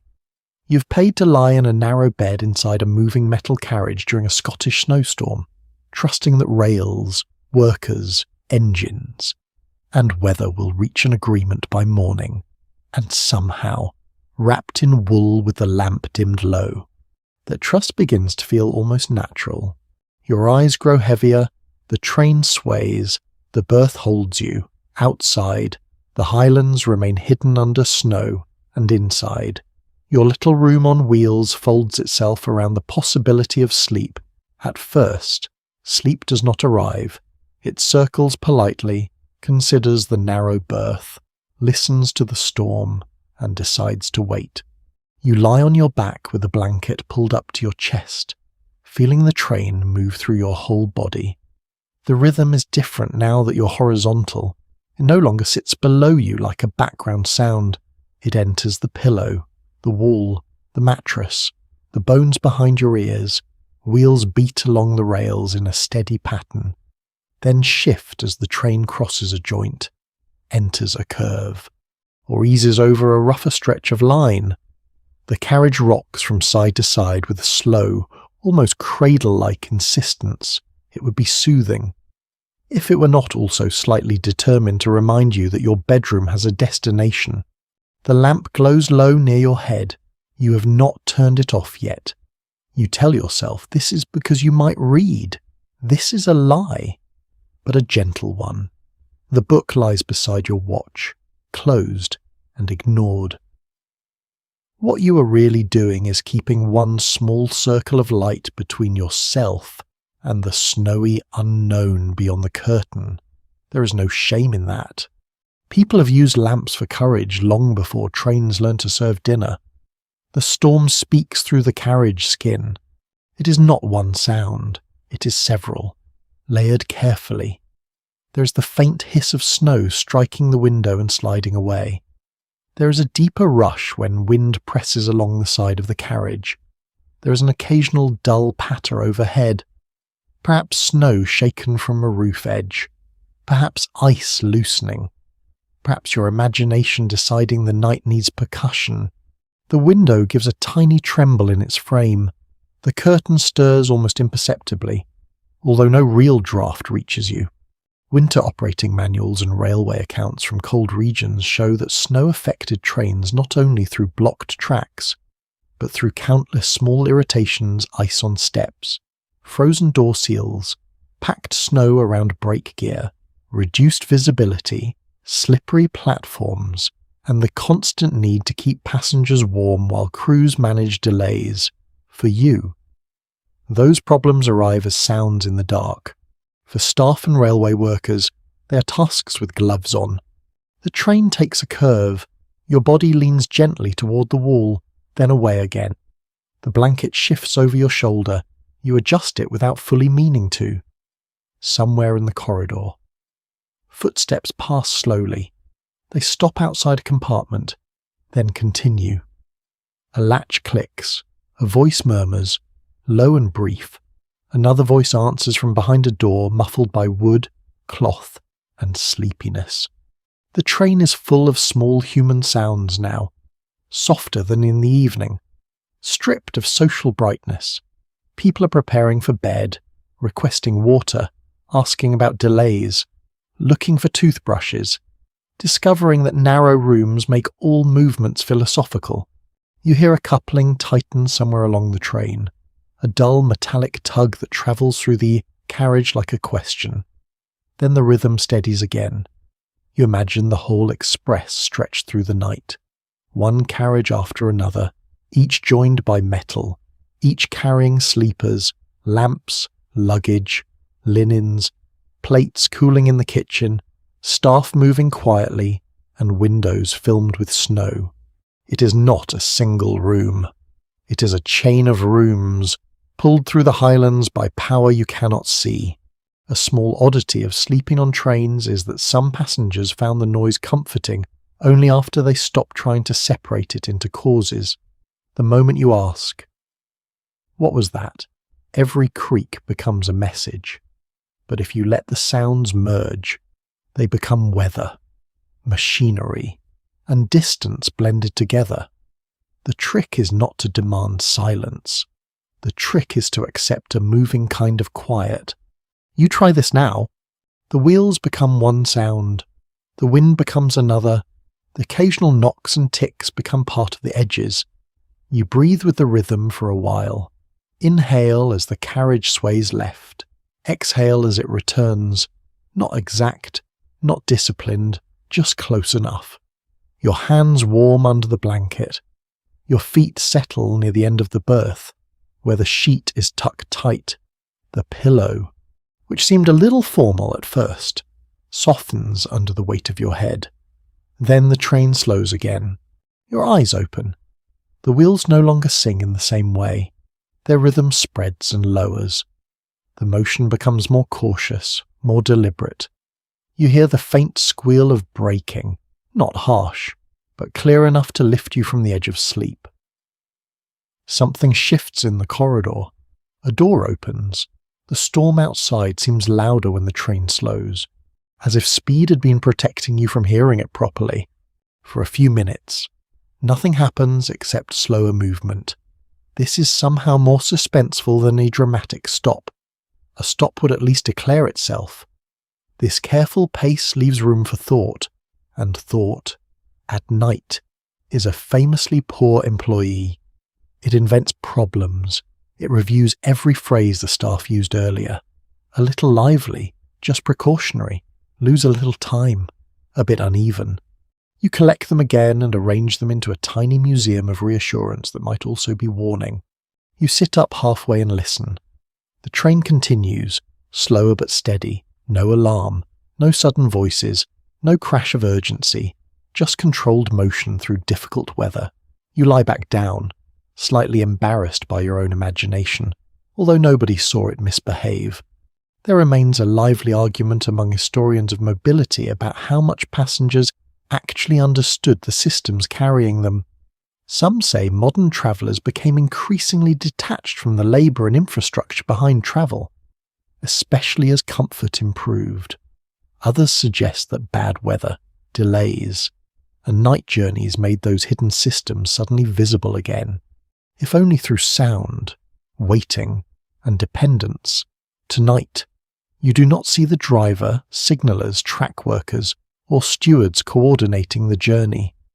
Yet you feel their existence in every cautious mile. The lamp buzzes faintly, or perhaps it does not. Perhaps the sound is coming from somewhere behind the wall. You're too tired to investigate. The compartment has become a soft box of amber and shadow. The blanket forms a small ridge under your chin.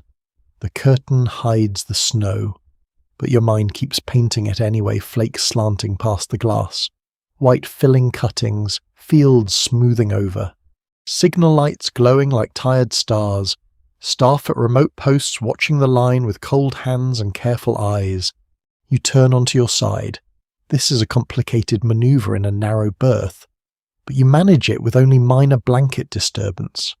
The wall is close enough to feel companionable. The train rocks, and your shoulder moves with it. The sound of wheels changes again, perhaps over a bridge or a different section of track. The tone grows hollow for a few seconds, then deepens back into earth. Somewhere beneath you, unseen structure holds. You're grateful for it in a sleepy, wordless way. Another gust hits the carriage. The window gives a faint rattle behind the curtain. The sound travels directly through your nerves, but only for a moment. Then the warmth of the compartment returns to your attention. Heat from the radiator, wool against your arms, pillow under your cheek, the smell of laundered linen, faint dust, old wood, and distant dinner. The train may be in a storm, but your little berth has become its own climate. Your thoughts loosen. You think of the dining car, now probably dimmed and tidied, white cloths folded or cleared, glasses secured, the polished surfaces waiting for breakfast. You think of the lounge car, where perhaps 1 or 2 passengers remain, speaking softly over final drinks because sleep feels less attractive than company. You think of the staff, still awake, still moving, still keeping the night orderly for everyone else. Their wakefulness makes your drowsiness possible.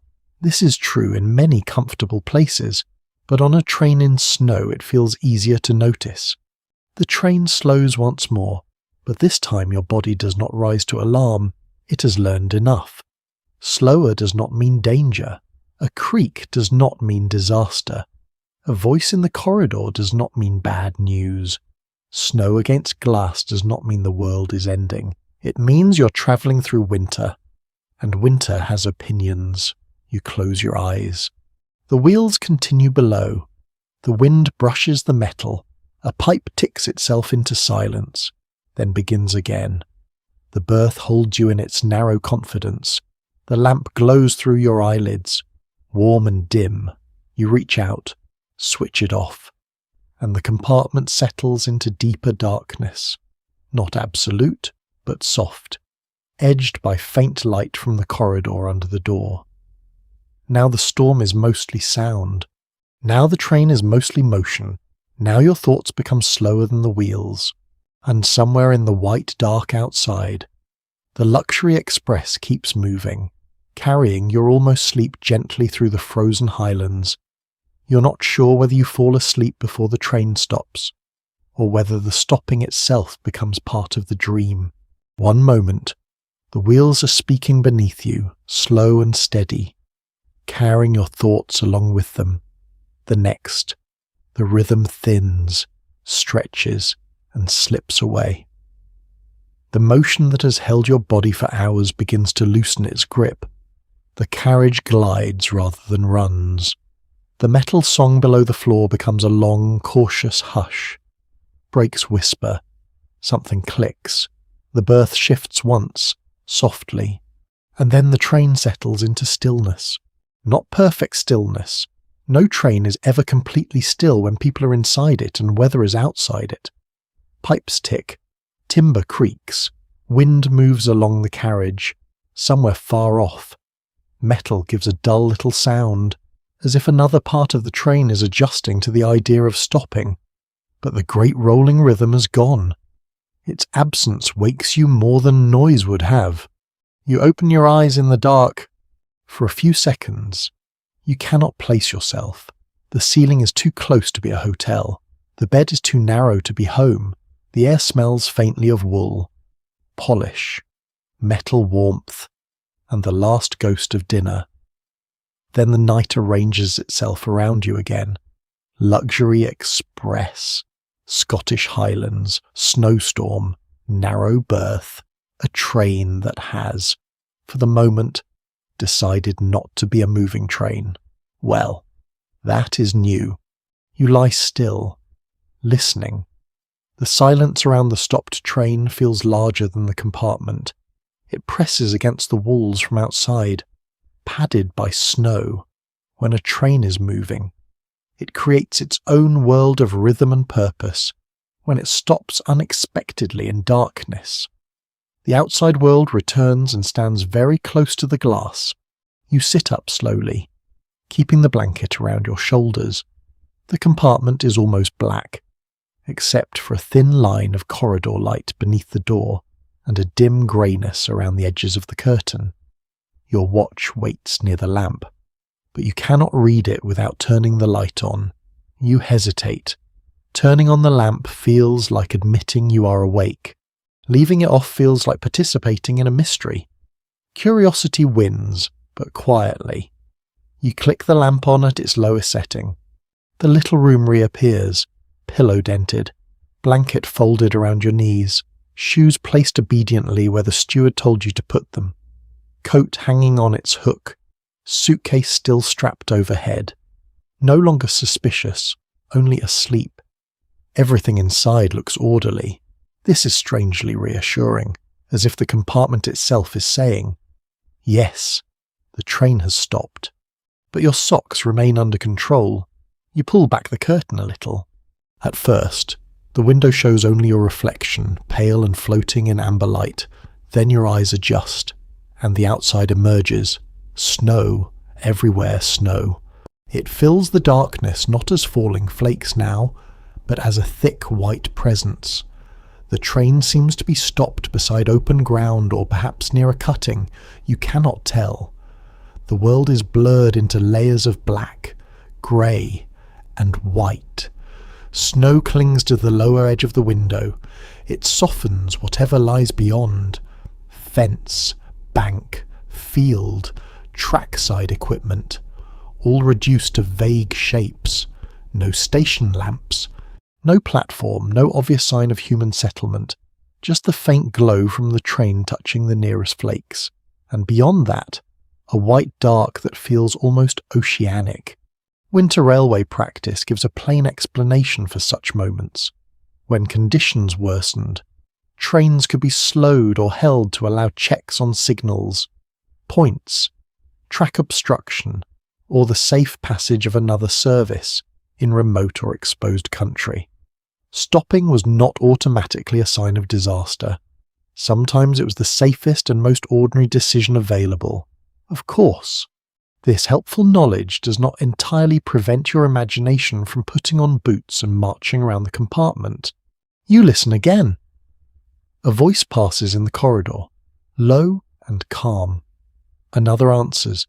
There are footsteps, then the soft slide of a door, farther away. Someone coughs. A woman laughs once, not happily exactly, but with that dry disbelief people use when life becomes inconvenient in a formal setting. You imagine passengers waking one by one, each discovering that the expensive moving hotel has become an expensive stationary one, parked in a snow globe with limited visibility.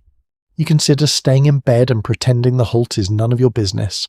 This would be elegant. It would also be impossible. You're awake now, and curiosity is put on slippers. You wrap the blanket around your shoulders, stand carefully, and slide the door open.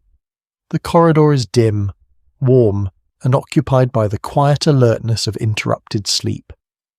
A few compartment doors are open. Heads appear, hair flattened, faces soft with confusion.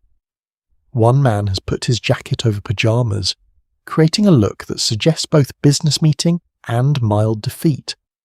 A woman holds a cup, though where she obtained it at this hour feels like a small miracle. The train staff move among them with deliberate calm. A steward approaches before questions can multiply too freely. "Nothing to worry about," he says gently. We are being held for a short while the line ahead is assessed. It is a beautiful sentence, clear enough to mean something, soft enough to mean almost anything. Someone asks whether there is a blockage. The steward says they're waiting for confirmation. Someone else asks how long it will be. The steward smiles in a way that suggests time has temporarily stopped giving interviews. He says updates will be shared as soon as they are received. Tea can be arranged. Tea, again, the great stabilizer of civilization. If Britain ever had to explain itself in one object, it might choose the kettle and ask everyone to calm down while it boiled. A detail easy to miss is that. Before mobile phones and live passenger information screens became ordinary, uncertainty aboard delayed trains often spread through human channels, staff messages, overheard remarks, guesses from experienced passengers, and fragments of railway vocabulary. A person who understood signals or gradients could briefly become the carriage oracle. A steward carrying tea could become more reassuring than any official notice. The train enthusiast from earlier appears in the corridor, tying the belt of a dressing gown with the dignity of a man preparing to interpret events. He peers toward the vestibule window, then murmurs that the delay may be due to drifting on an exposed stretch, or points ahead, or caution after a report from another train. He offers these possibilities with no obvious preference, which is not comforting, but at least generous. You step nearer the vestibule window with 2 other passengers. The glass is colder here. Snow moves in the faint light from the carriage, no longer racing past, simply falling, turning, thickening, without the motion of the train. The storm seems more patient. It no longer has to chase you, it has caught up. Beyond the window, you see part of the trackside, pale and uneven. A signal light glows somewhere ahead, blurred by snow.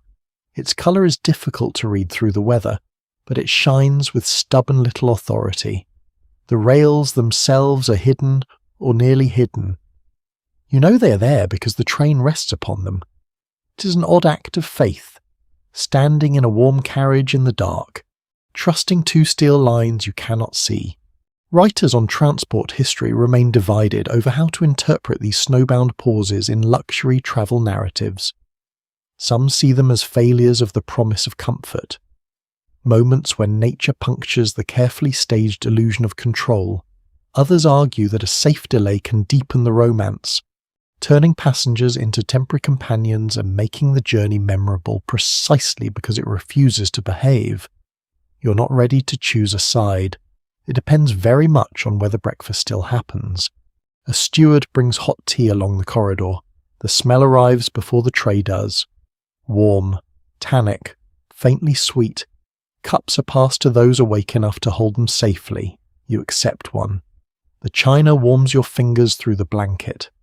Steam rises in the dim corridor. Around you, strangers stand in soft night clothes and borrowed composure, listening to snow hit a train that has paused somewhere in the highlands. No one speaks loudly. The hour forbids it. So does the landscape. The train has become a long, lit shelter in a white wilderness, and everyone seems to sense that volume should be lowered. The man in the jacket over pyjamas asks whether anyone knows exactly where they are. Nobody does. This is both troubling and oddly freeing. You're not at a platform, not in a town, not at a named place you can hold in the mind. You are somewhere on the line, which is not a destination but a condition. You return to your compartment after a while, carrying the tea carefully. The bed waits. Rumpled and narrow. You sit on its edge and leave the curtain partly open. Outside, the snow falls through the dim spill of light from the train. Inside, the lamp glows low, and the cup rests on the little ledge where it can do the least harm if the carriage moves suddenly. You sip. The tea tastes stronger than it should, probably because uncertainty is steeped with it. The train remains still. Minutes lengthen. A door slides in the corridor. A muffled voice asks a question. Somewhere. Staff confer quietly. The heating continues its dry, faithful work. You pull the blanket tighter around your shoulders and look at the snow beyond the glass. It is strange how quickly the luxury changes shape when moving. The train was a grand express. Stopped here, it is a refuge, a polished, upholstered, well-catered refuge, yes, but a refuge all the same. And perhaps that is why you do not feel afraid. Not exactly. The storm is close. The delay is real. The night has become uncertain. But the carriage is warm. The staff are awake. The tea is hot. And the line ahead is being treated with caution rather than pride. Outside. Winter holds the train in a white hand. Inside. You sit quietly with your cup, listening to the soft, suspended breathing of a journey that has not ended, only paused. The tea keeps you awake longer than you expected, although perhaps the tea is innocent and the real culprit is the stopped train, the snow-filled window, and the quiet knowledge that nobody in the corridor can give time a firm shape. You sit on the edge of the berth with the blanket around your shoulders, cup in both hands, listening to the small life of the carriage. A stopped train has its own rhythm. It is not the rhythm of wheels, but of waiting. Pipes click. The heating sighs. Timber shifts by tiny degrees. A footstep passes, pauses, then continues. A door slides open just enough for a question, and closes again after an answer that probably contains the word soon. which has never been a unit of measurement, no matter how gently it is spoken, outside. Snow continues to fall with the confidence of something that does not need a timetable. You drink the last of the tea and set the cup down carefully. It makes the smallest sound against the ledge, yet in the still compartment it seems almost formal. You could return to bed, you could turn off the lamp, you could be a sensible person and trust the staff. The driver, the signallers, the line inspectors, and the old engineering under the snow. But the pause has changed the night. Sleep is near. Yes, but so is curiosity. And curiosity is wearing a dressing gown and peering out of doors all along the train. So you stand again, slide your feet into shoes without fully tying them, and step into the corridor. The air outside your compartment feels warmer now, perhaps because more doors are open and more passengers are awake, turning private concern into shared atmosphere. A few people have gathered near the wider space by the carriage end. Nobody's panicking. That would be far too energetic for this hour. Instead, everyone performs the delicate social ritual of pretending not to be worried while asking the same questions in different forms. Any word, is it snow ahead? Are we near a station? Will we still arrive by morning? The steward answers as kindly as a person can answer without inventing facts. The line ahead is still being checked. The train is warm and safe. There's no need for passengers to leave the train. More hot drinks are being prepared. An update will come when control passes information along. The words are calm, but the spaces between them are full of snow. By the early 1980s, railway communication had improved greatly compared with the earlier decades. Yet passengers on a delayed train still often received information slowly. Messages moved through railway control, signal boxes, train crew, and onboard staff before they reached people in compartments in a remote winter halt. The most modern part of the system could still feel surprisingly human. A chain of voices, judgments, and careful phrasing. The lounge car, you learn, is still open. This news travels down the corridor like a soft invitation.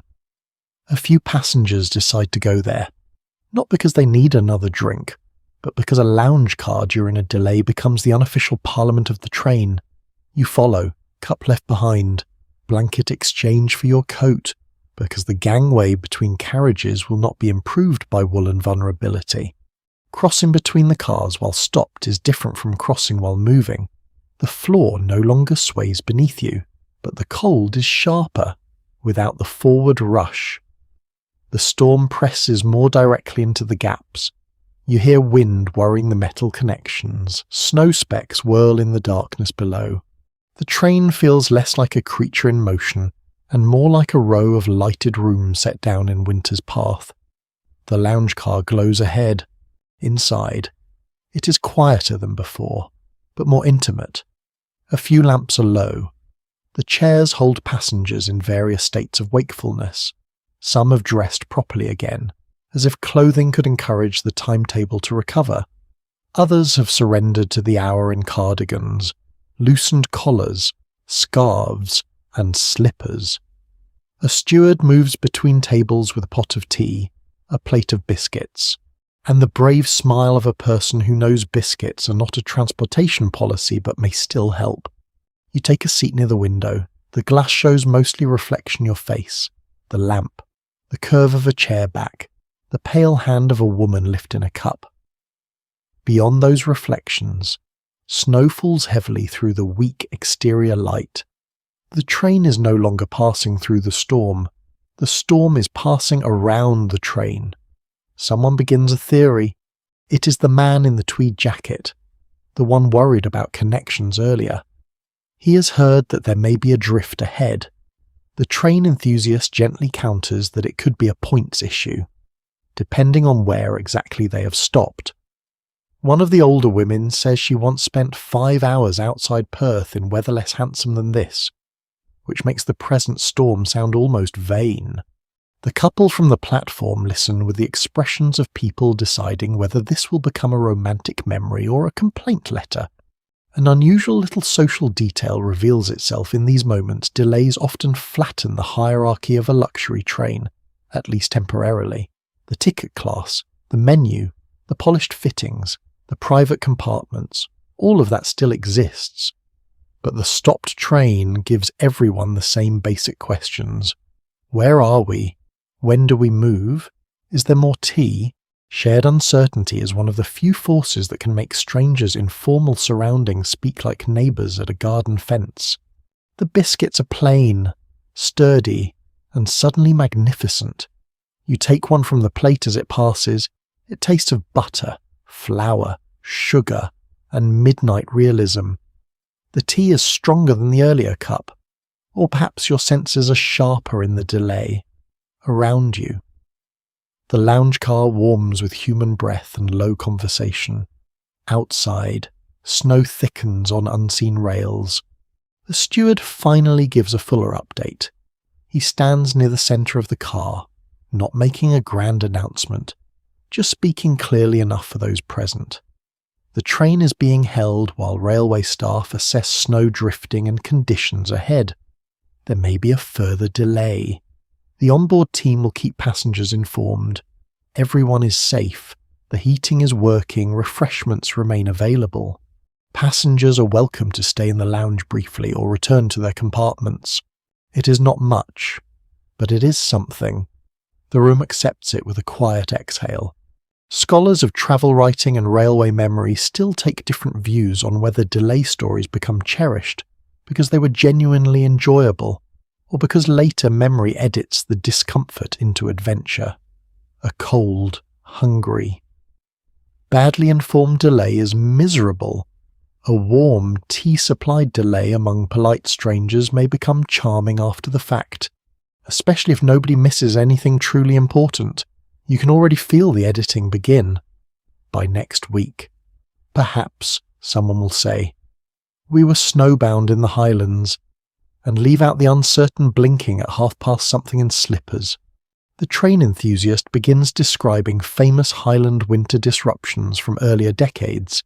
He does not lecture exactly, but he does become educational in a way that suggests he has waited his whole life to be useful in a railway lounge car. He explains that wind can pile snow into deep drifts even when snowfall itself is not extraordinary. He mentions exposed sections, cuttings that trap snow, and the problems of keeping points clear. The older woman with the sharp humour listens, then says, so the railway is mostly defeated by where the snow chooses to sit. This is, everyone agrees, a fair summary. You look down at your hands around the cup. They are warm. The rest of you is warm too, though tiredness is beginning to settle behind your eyes. The lounge feels suspended outside ordinary time. No one has a phone to glow blue in their face. No one can check a live delay map. The present moment is all there is: lamps, tea, snow, rumour, expert guesses. Staff calm, the soft creak of a stationary carriage. Outside, something moves along the train. A figure in railway clothing, perhaps, briefly visible through the falling snow near the far end, carrying a lamp or torch. The room grows quieter as several people notice at once. The figure disappears beyond the window frame. For a moment, everyone listens harder, as if listening can make information arrive faster. Then the steward offers more tea, and the spell softens. You do not stay much longer. The body eventually votes for bed. Even when the mind prefers updates, you stand, thank the steward, and make your way back through the sleeping cars. The corridor feels calmer now. Some doors are closed again. A few thin lines of light remain beneath others. The train waits, long and warm, while snow gathers around its wheels. In your compartment, the berth is still rumpled from your earlier attempt at sleep. You remove your shoes, set them carefully in their assigned place, and sit down with a tired little sigh. The curtain remains partly open, and you can see the snow falling outside in the dim spill of light. It looks softer now, not less serious, just softer. You turn down the lamp. The roomers remain in the lounge car, the staff remain awake, the railway remains at work somewhere beyond the windows. You lie back under the blanket and let the stopped train hold you, not moving, not arriving, but sheltering you for this strange middle hour of the night.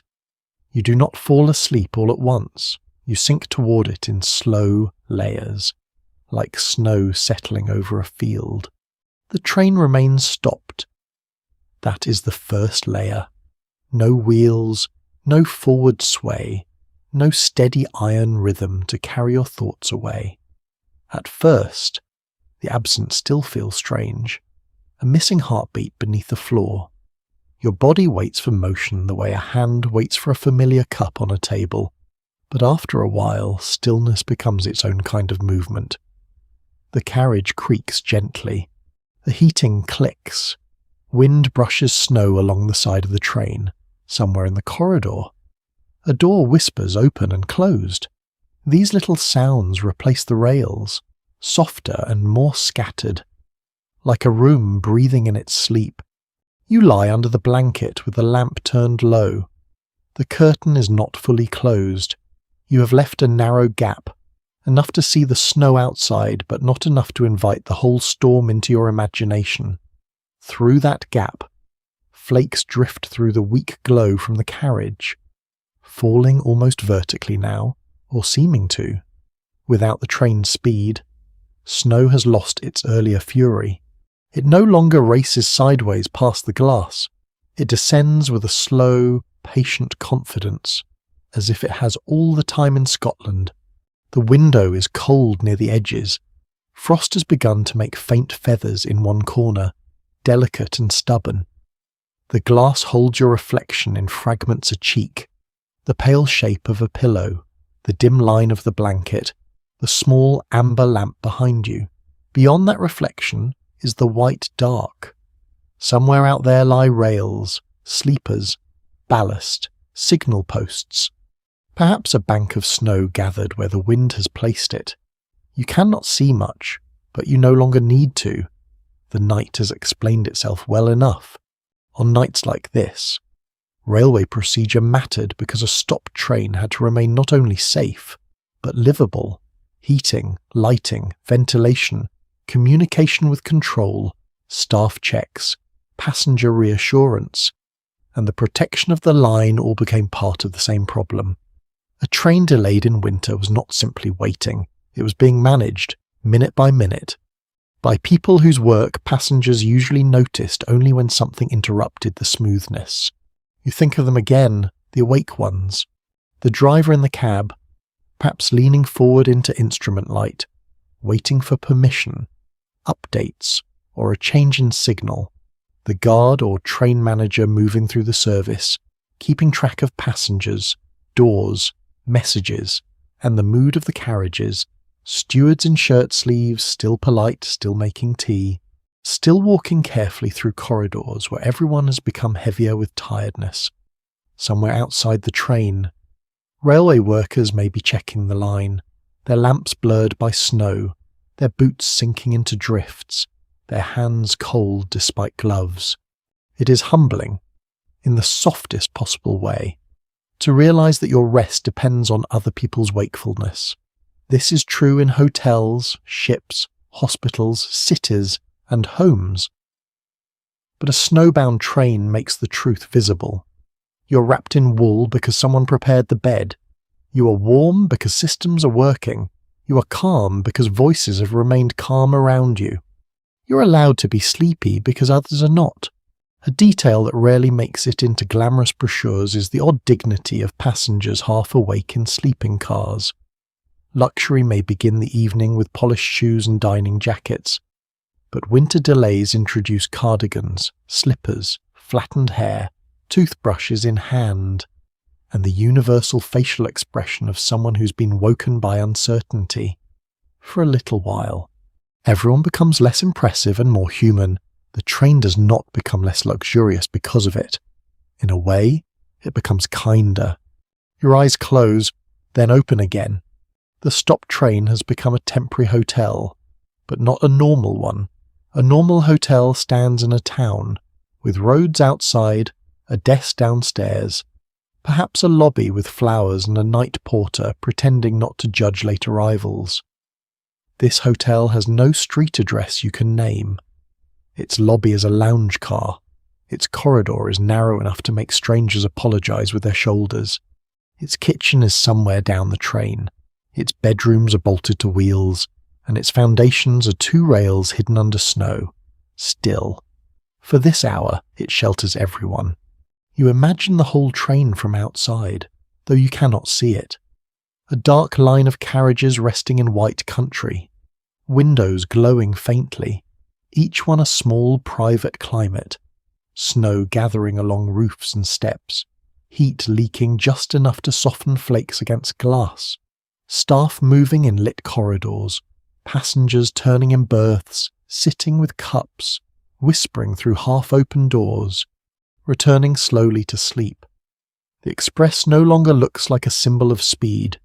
It looks like a string of lanterns left in the storm. Your compartment feels warmer after that thought. You shift onto your side, facing the wall. The berth is narrow, but by now your body has learned its borders. You know where the pillow dips, where the blanket catches, where the wall comes close, where your knees must bend. What seemed cramped earlier now feels protective. There's relief in having no space to wander. The room asks only that you lie still and be carried, or tonight, held. The phrase luxury travel usually suggests abundance-wide rooms, generous tables, spacious lounges, more of everything than strictly needed. But here, luxury is compact. It is warmth inside cold, a clean sheet inside machinery, a cup of tea inside uncertainty, a calm voice in the corridor, a lamp low enough not to hurt tired eyes, a bed narrow enough to remind you that shelter does not need to be large to be complete. Railway historians do not all agree on how to describe these revived luxury services of the late 20th century. Some see them as nostalgic performances for passengers seeking the romance of a vanished railway age. Others argue that they offered a real continuation of older skills, especially dining car work, sleeping car service, and the care of historic rolling stock. As you lie here in the snowy halt, that distinction feels less sharp. Performance or preservation, theatre or tradition. The blanket is warm either way. The staff still have to do the work. The storm does not care what category scholars prefer. A murmur comes from the corridor. You listen without lifting your head. 2 voices, both low. One belongs to a steward, the other may be a passenger. The words are indistinct, but the tone is calm, no urgency, no alarm. After a moment, footsteps fade. The train returns to its soft interior sounds. Outside, the snow continues. Your thoughts drift toward all the people in the other compartments, the couple from the platform, perhaps sharing one blanket while pretending not to be pleased by the drama of it all, the older women, who seem built from wool, wit and experience, probably sleeping better than anyone, the train enthusiast, awake in heroic satisfaction, quietly cataloguing possible causes of delay, the man worried about connections, now forced by winter into philosophical acceptance. Every one of them has been folded into the same pause. It is odd how a delay can create community without asking anyone's permission.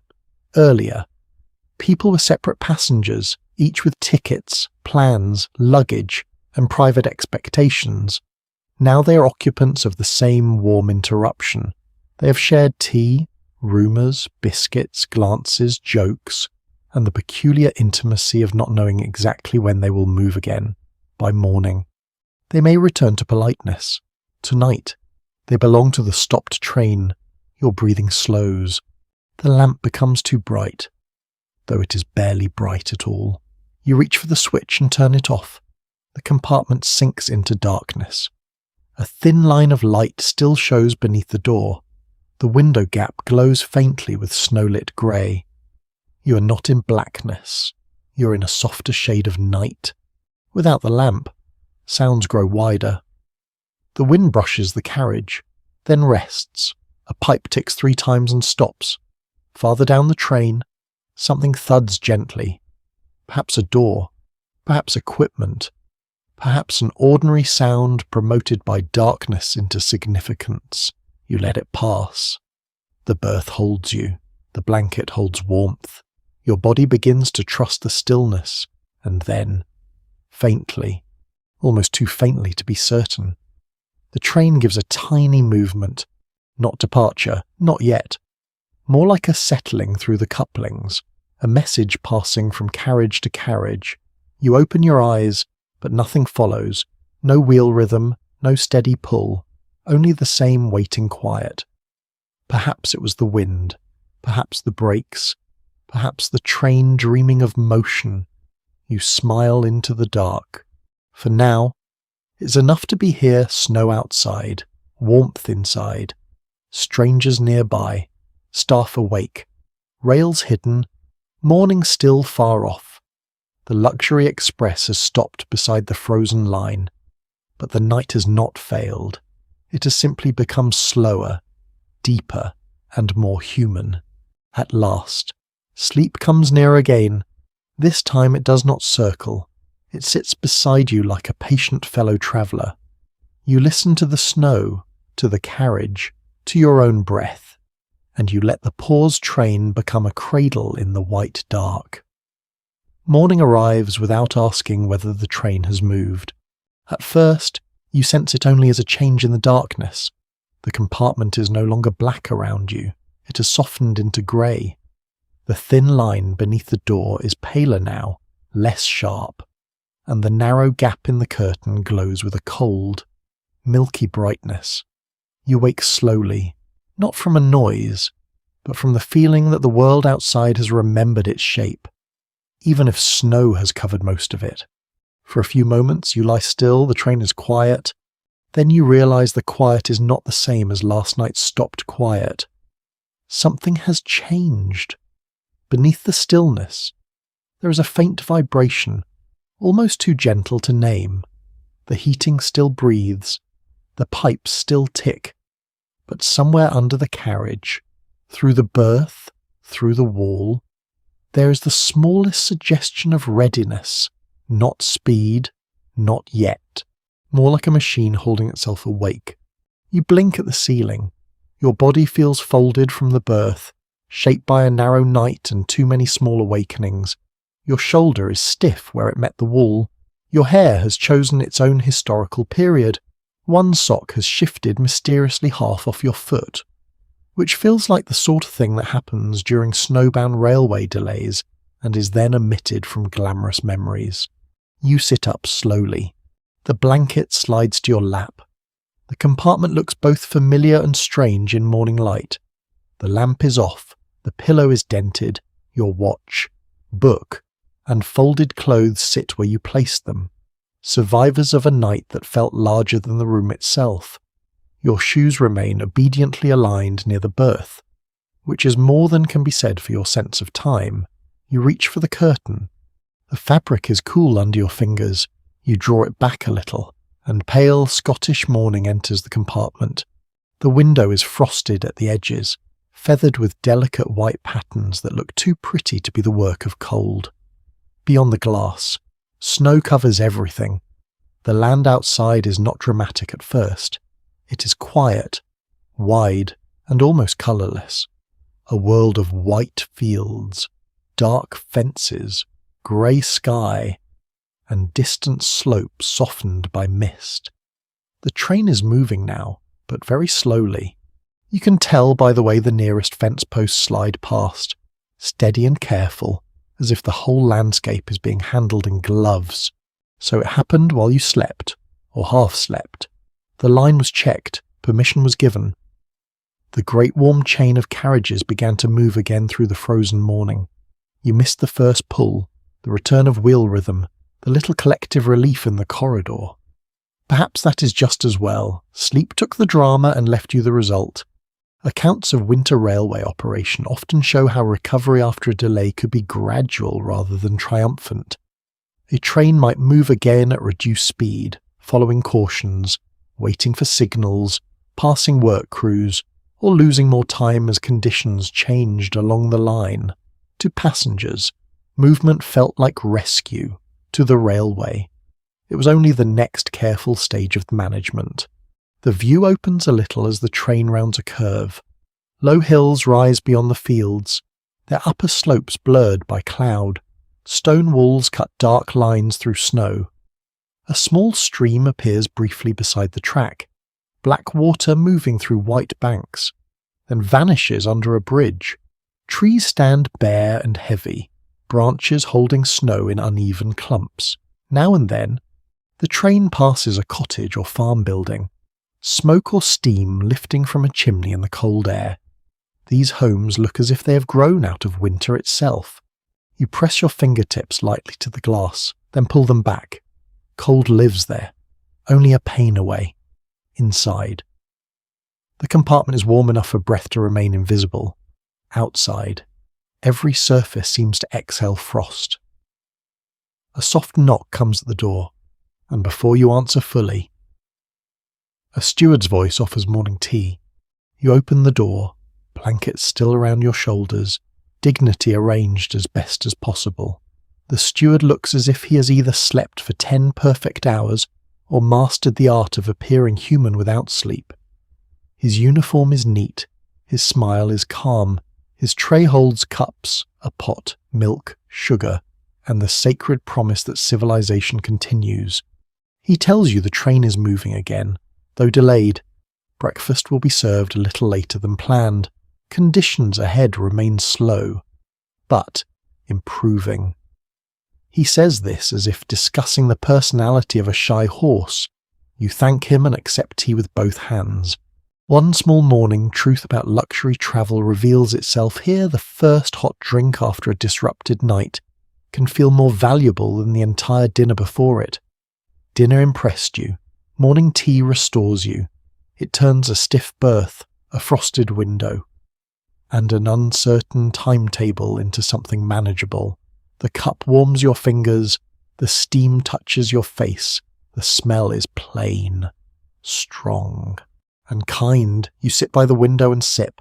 The corridor outside wakes by degrees. Doors slide open, soft voices appear. Someone asks whether you're moving. Someone else answers with satisfaction. We are, slowly. A woman laughs, this time with real relief. The train enthusiast's voice can be heard farther down, already explaining something about gradients with the fragile enthusiasm of a man who has slept less than he claims. The older women pass your door, one saying that breakfast had better be heroic. You silently agree. The night has made everyone more familiar. You're not friends, exactly, but you're no longer only strangers. You have seen one another in slippers, coats over night clothes, and expressions of polite uncertainty. That changes a carriage. Luxury is still present, but it has loosened. People smile more easily now. They have earned, in a small and harmless way, the right to be informal. Some scholars who examine travel memory suggest that shared disruption often becomes the emotional centre of a journey, even if the advertised luxury lies elsewhere. The fine dining, polished fittings, and private compartments may be remembered, but the story people tell later is usually the delay, the snow, the tea at midnight, the unknown place in the dark, and the morning when everyone woke to find the train moving again. Comfort sets the stage, trouble provides the plot. You drink slowly, letting the tea settle into your empty stomach. The train continues at its careful pace. The wheels have returned, but their rhythm is muted by snow and caution. It is not the bold music of departure. It is more like a cautious conversation with the rails. The carriage rocks gently, then steadies. Frost trembles at the window edge. Outside, a signal box appears, square and dark against the pale world, its windows lit. You glimpse a figure inside or nearby. Then the train moves on. For a moment, gratitude rises in you unexpectedly. Not grand gratitude, not dramatic, just a quiet appreciation for all the practical things that held through the night. Heat, staff, track, signals, tea, blankets, the patience of strangers, the judgment to stop when needed and move when possible. These are not glamorous ingredients, but without them luxury is only decoration.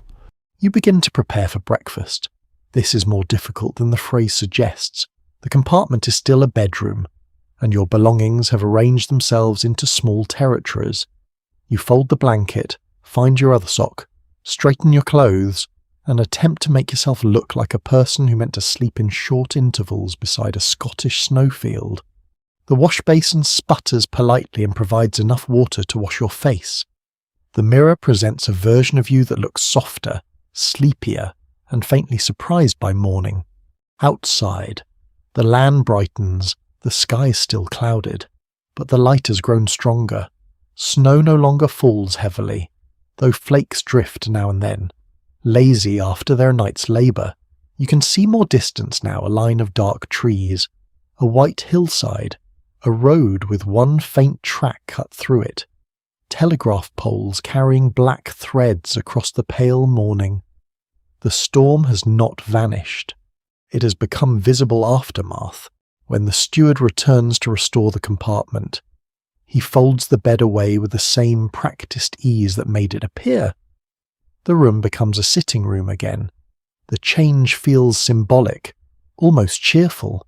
Night has been packed up. Bedding disappears. Cushions return. The table reappears. Your little compartment puts on its daytime face. You sit by the window in proper clothes now, cup empty, hands warm, watching Scotland pass in white and grey. The train is late. The schedule is wounded. Breakfast is delayed. Your sleep was broken. Yet the morning feels strangely generous. The landscape that frightened you in darkness now reveals itself as beautiful. Not because it is gentle, but because you are warm enough to look at it. The luxury express moves on, slow but alive, carrying its passengers through the frosted morning with tired faces, shared jokes, and the soft relief of motion returned. The train gathers a little more confidence after the first slow miles of morning. Not speed, exactly, nothing so bold as that.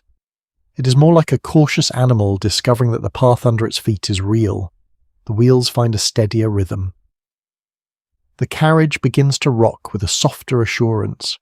Outside, fence posts and stone walls no longer crawl past like elderly thoughts. They slide, pause behind drifting snow, then slip away into the pale distance.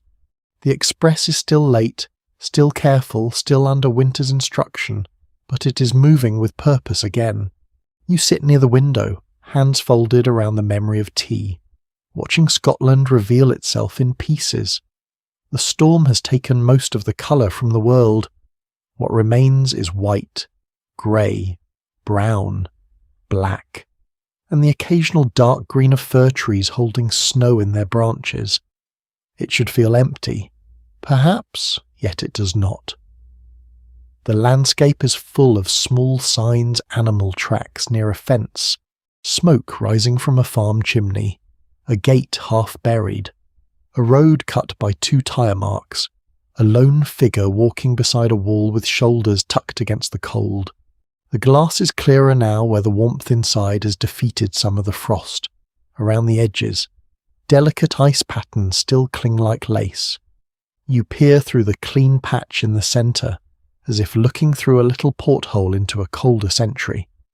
The train passes a small cluster of cottages. Their roofs are thick with snow. One window glows yellow. A dog stands near a doorway, dark against the white, watching the train with the authority of a local official. A practical fact sits behind this slow morning after severe weather delays. Trains often resumed under caution, with drivers obeying speed restrictions, signal instructions, and reports from staff along the line. Snow might have been cleared from one section while another remained difficult, so recovery could happen in stages rather than all at once. From your seat, it feels like a gentle return to normal. In railway terms, it is a chain of careful permissions. You pass a signal box standing beside the track, its roof capped with snow. It looks almost storybook. Though the work inside is anything but quaint, the windows shine faintly beside it. A set of points lies dark and wet where the snow has been disturbed. Perhaps someone cleared them earlier. Perhaps the train slowed for them in the night. You imagine gloved hands, lamps, stiff fingers, boots scraping ballast, voices carried away by wind. All that effort now appears only as a brief cleared patch beside the rails. The compartment feels fully awake. Your berth has vanished back into the seat. The table is down. Your book rests on it, still unread in any meaningful sense, though it has travelled nobly. Your coat has dried somewhat, losing the sharp, wet smell of the platform and taking on the warmer scent of railway upholstery. The suitcase above has returned to its role as luggage rather than potential nighttime threat. You hear movement in the corridor. Passengers are emerging in daylight, which makes everyone seem more real and less like characters from a midnight delay. The man in the tweed jacket walks past with his tie slightly crooked. The couple from the platform pause by your door to look out through the corridor window, and the woman says the snow is beautiful now that it is no longer trying to trap them. One of the older women replies from somewhere behind them that beauty often improves after tea. You smile, unseen. The train crosses a wide open stretch. The land falls away to one side, and for a few moments you can see farther a valley whitened from end to end. Dark lines of trees, a river moving like folded steel through snow, hills rising beyond in layered grey. Cloud hangs low over their tops. The morning is not bright, but it has depth. Everything feels hushed, as though the storm used up the night's noise and left only aftermath. A tiny feature of winter rail travel that rarely appears in romantic posters is the way snow changes sound. It muffles fields, softens stations, absorbs the harsh edges of passing structures, and makes even a large train feel strangely discreet when viewed from outside. Inside, you hear the wheels and carriage creaks clearly, but you imagine that from a hillside, the express might sound padded, distant, almost polite. A warm machine moving through a white room. Soon, a village appears, not all at once. First a church spire, dark against the low sky, then roofs, then a road crossing, then a platform edged with snow and salt. The train slows, not stopping fully. Or perhaps it creeps past a small station where only a few people stand under the shelter. They watch the luxury express go by with expressions that might be curiosity, irritation, or the particular local calm of people who know weather better than visitors do. You look at the station name as it passes, but snow has softened the letters again. The place remains half anonymous, which somehow makes it more memorable. You will remember the feeling of it rather than the name-pale platform. Red lamp, two figures in dark coats, a bicycle leaning uselessly against a wall. Breath rising. The train sliding past like a warm secret. Writers on landscape and tourism have long disagreed about whether passengers on scenic rail journeys truly encounter the places they pass, or only consume them as framed images. This morning, the question feels tender. You're not walking through the village. You're not feeling the road under your boots or carrying coal to a shed or clearing snow from a gate. You're looking through glass, warmed and fed. Yet the view still changes you a little. It reminds you that every picturesque scene is also someone's difficult morning. The train moves on, the hills draw closer in places, then fall back. You pass through cuttings where snow lies thick on the banks, close enough to make the window feel buried. In those moments the carriage sound sharpens, trapped between walls of earth and white. Then the line opens onto broader ground again, and the sound loosens. Bridges come and go under the wheels. Each one makes a brief change in tone, a hollowing, a firmness, a return. You find yourself listening with the knowledge gained overnight, before the halt. These changes were just part of the train's atmosphere. Now each one suggests infrastructure bridge, cutting, points, signal, gradient, open stretch, sheltered curve. The night has taught you that the railway is not a smooth line drawn by a pen. It is a series of decisions laid across difficult land. The staff pass more often now, restoring the train to daytime order. A steward collects cups. Another answers breakfast questions. Someone mentions that the dining car will be ready shortly. The announcement spreads quietly from passenger to passenger, bringing a visible improvement in morale. There are many deep truths about humanity, and one of them is that delayed travellers become more philosophical when breakfast is confirmed. You stand and stretch carefully in the small compartment. Your back complains in polite but clear language. Sleeping on a train has given you rest, but not exactly restoration. It has given you fragments, motion sleep, waiting sleep, snow sleep, tea sleep, half dreams stirred by corridor voices. You feel tender around the edges, yet oddly content. The broken night has left you with a story already forming in your mind. Outside, another farm slides past. A man in a cap is clearing snow near a gate. He looks up as the train goes by. For an instant, your eyes meet across the morning, though he cannot really see you through the reflection and glass. Then he is behind you, returned to his work, and you are carried onward. The express is not conquering the storm now.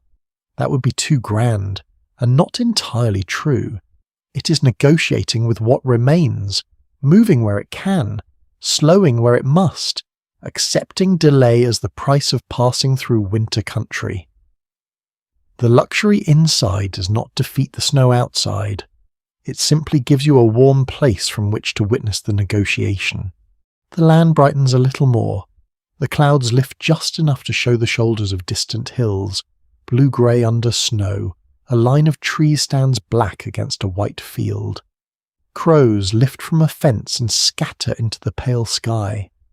The train rolls forward, steadier now, carrying tired passengers, folded bedding, breakfast hopes, and the quiet pride of a journey that has resumed. You rest your forehead near the window, not touching the cold glass, only close enough to feel its chill. Scotland passes in whitened layers. Behind you lies the stopped night, the tea, the rumours, the strange warm pause beside the frozen line. Ahead lies breakfast, arrival, and the slow return of ordinary time. For now, you remain between them, carried through the snowy morning by a train that has found its rhythm again. Breakfast, when it finally calls you, feels less like a meal and more like a treaty. The corridor carries the news first. The dining car is ready. Doors open along the sleeping car with soft little slides. Passengers emerge slowly, gathering themselves into public form after the long, interrupted night. Collars are straightened, hair is smoothed, scarves are adjusted. Someone laughs at nothing in particular, the kind of laugh that means the worst of the uncertainty has passed, and now everyone may begin turning inconvenience into anecdote. You step out of your compartment and join the gentle procession toward food. The train is moving more steadily now, though still not with the confident rush of yesterday evening. It sways carefully through the white morning, through corridor windows. Scotland passes in pale layers snow-filled fields, dark trees, low hills, a road where one car moves slowly between banks of ploughed white.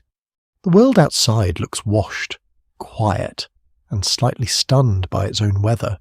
The gangway between carriages is brighter in daylight, but no less humbling.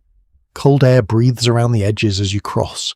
Snow clings to metal ledges and rubber folds. You feel the chill rise for a second through your shoes. Then the next carriage takes you in, warm and softly lit. The train is a sequence of small climates, each one separated from the storm by hinges, seals, and optimism. The dining car has changed since last night.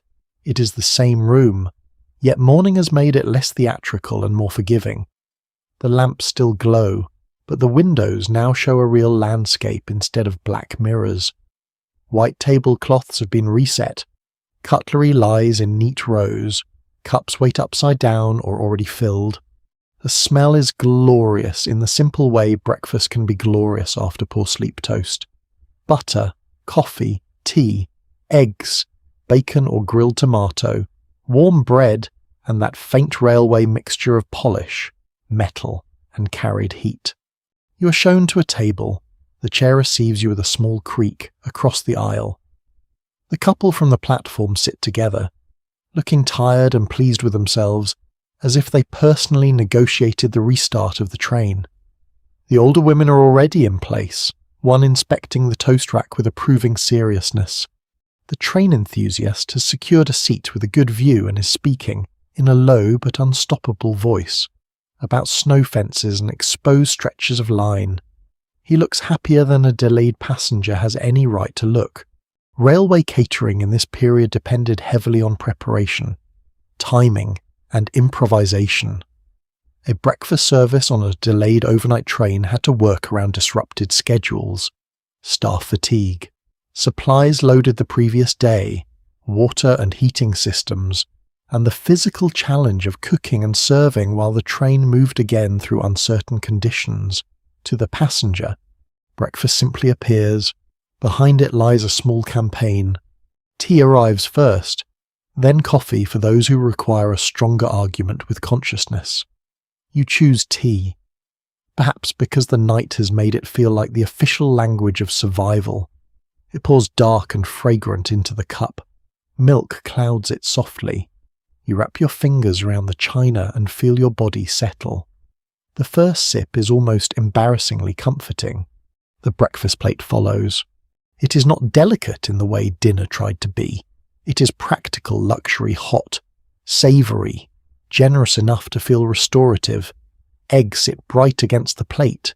Toast waits in its rack, crisp at the edges. Butter softens in a dish. There may be sausage, bacon, mushrooms, tomatoes, or whatever the service has managed with grace under delay. The train rocks as the steward sets it down, and the plate lands without disaster. You admire this again, after last night. The ability to serve breakfast on time no longer seems like service. It seems like a form of engineering. A less glamorous truth of sleeper trains is that mornings revealed what the evening hid. Passengers who looked elegant at dinner now carry the evidence of narrow berths, broken sleep, and corridor tea.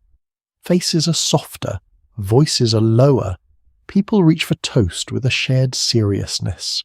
Luxury survives the morning, but it stops posing. It becomes useful. You eat slowly.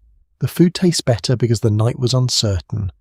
Warmth has more meaning after cold has pressed close to the glass. Eggs taste like recovery. Toast tastes like order. Tea tastes like the staff were right all along to keep boiling water at the centre of civilization. Outside the window, fields slide past under snow, and every now and then the dining car brightens as the clouds thin and winter daylight spreads across the white land. Conversation rises gradually. At first, people speak in fragments. How long were we stopped? Did you sleep? Did you hear them pass? Did you see the lamp outside? Did you think we would move before dawn? Then the fragments grow into stories. The man in tweed missed the moment the train started again and now feels cheated by sleep. One of the older women says sleep is the only sensible response to railway uncertainty, which makes her the wisest person in the carriage. The couple admits they found the whole thing rather romantic, now that it is morning and breakfast exists. Someone asks the steward whether the schedule can be recovered. He smiles, careful and kind, and says they will do their best. That phrase is less grand than a promise, but after the night you respect it more. The storm taught everyone that certainty is not always available. Effort is. Some historians interpret luxury rail revival as a way of selling reassurance in an age already becoming faster, noisier, and more impersonal. Others argue that what passengers truly bought was not reassurance, but permission to enjoy slowness, ceremony, and dependence. Breakfast after a snowbound night makes both views feel plausible. You have been delayed, yes, but you have also been looked after. The experience is not efficient. It is memorable. Perhaps that is the real product being served with the toast. The dining car slows for a curve. Cups tremble. A spoon slides a fraction, then stops. Everyone has become used to these small movements, and nobody reaches too quickly anymore. The passengers have learned the train's manners. You lift your fork between sways. You butter toast during a steadier stretch. You sip tea when the carriage gives you permission. The meal becomes a partnership with motion. Beyond the window, a village appears larger than the last. Smoke lifts from chimneys. A churchyard lies white and still. A road has been cleared in one narrow lane, with snow piled on either side like folded cloth. A child in a bright hat stands beside an adult near a crossing, watching the train pass. Perhaps the luxury express is late enough to be unexpected. Perhaps any train in a snowstorm is worth watching. For a few seconds. The dining car and the village regard one another through glass. Two versions of morning separated by warmth, work, and weather. The staff move through the carriage with renewed rhythm. Plates are cleared, more tea is poured, toast racks are replenished. They look tired only when they turn away, and even then, only slightly. You notice it now because the night has taught you to see the labour behind calm. A steady hand with a teapot, a low voice beside a table, a joke delivered to a passenger who needs one. These are small skills, but not minor ones. Breakfast softens the delay into something almost pleasant. Not entirely. Of course. Some passengers will miss connections. Someone will write a firm letter. Someone will remember the cold burst between carriages more than the snow-lit beauty. But inside the dining car, with hot plates and white hills beyond the windows, the mood has shifted. The night is already becoming a story people can hold. You finish the last of your tea and sit back. Your body is still tired, but it is no longer unsettled. The train has regained its role. It is carrying you again, not quickly, not perfectly, but steadily. The luxury now feels different from last night's polished promise. It feels earned through maintenance, patience, and breakfast served after a long pause in the snow. Outside, the highlands begin to open toward lower country. The hills remain white, but roads appear more often. Houses gather closer together. Signal posts pass with clearer authority. The world is returning to names, timetables, platforms, and arrival boards. You feel a small reluctance at that. The delay was inconvenient, yes, but it also created a hidden pocket of time, a snowy middle place where ordinary urgency could not quite reach you. The steward offers more tea. You accept, because some rituals should not be rushed. The cup fills, the train rocks, the dining car glows with morning chatter, tired smiles, and the smell of toast. Ahead, somewhere beyond the next curve and the next pale field. The journey is moving toward its ending, but for now, breakfast holds you gently in the warm centre of the train, and the snow outside, defeated only enough to be beautiful, slides past in silence. After breakfast, the train begins to feel less like a shelter and more like a train again. That sounds obvious. Perhaps, but the change is real. During the night, while it waited in the snow, the express became a warm refuge, a narrow hotel, a chain of lit compartments holding tired strangers in the white dark. In the morning, once tea was poured and toast was eaten and the line ahead began to behave itself, the old purpose returned. The train is carrying you somewhere.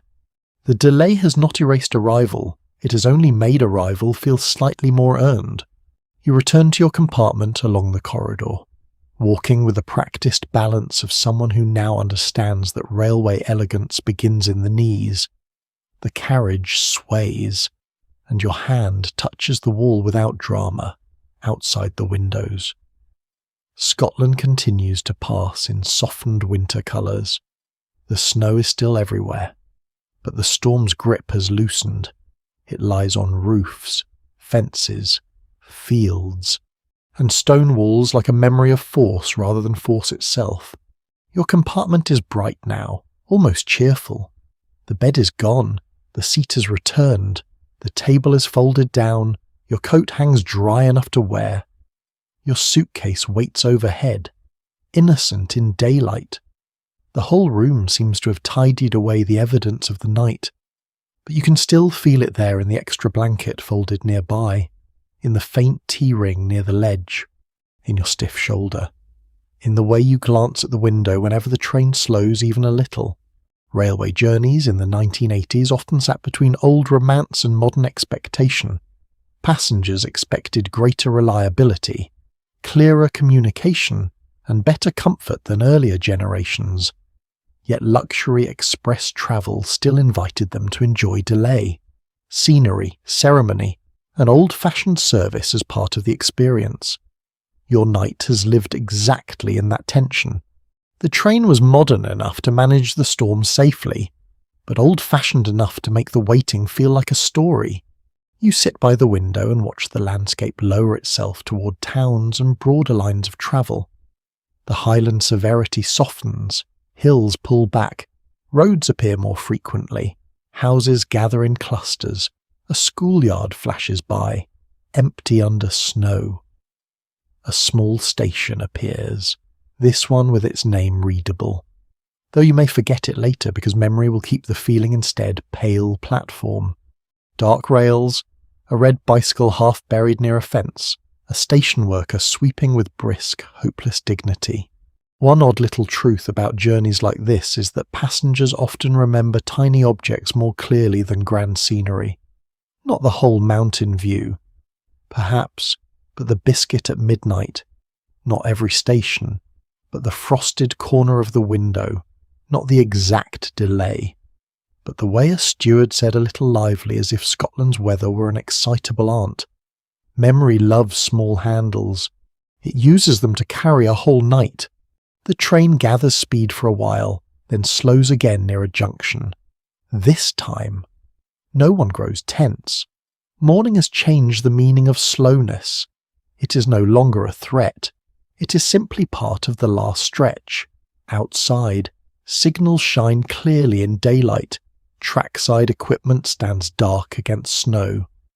Workers in high-visibility clothing move near a siding, their colours startling against the white.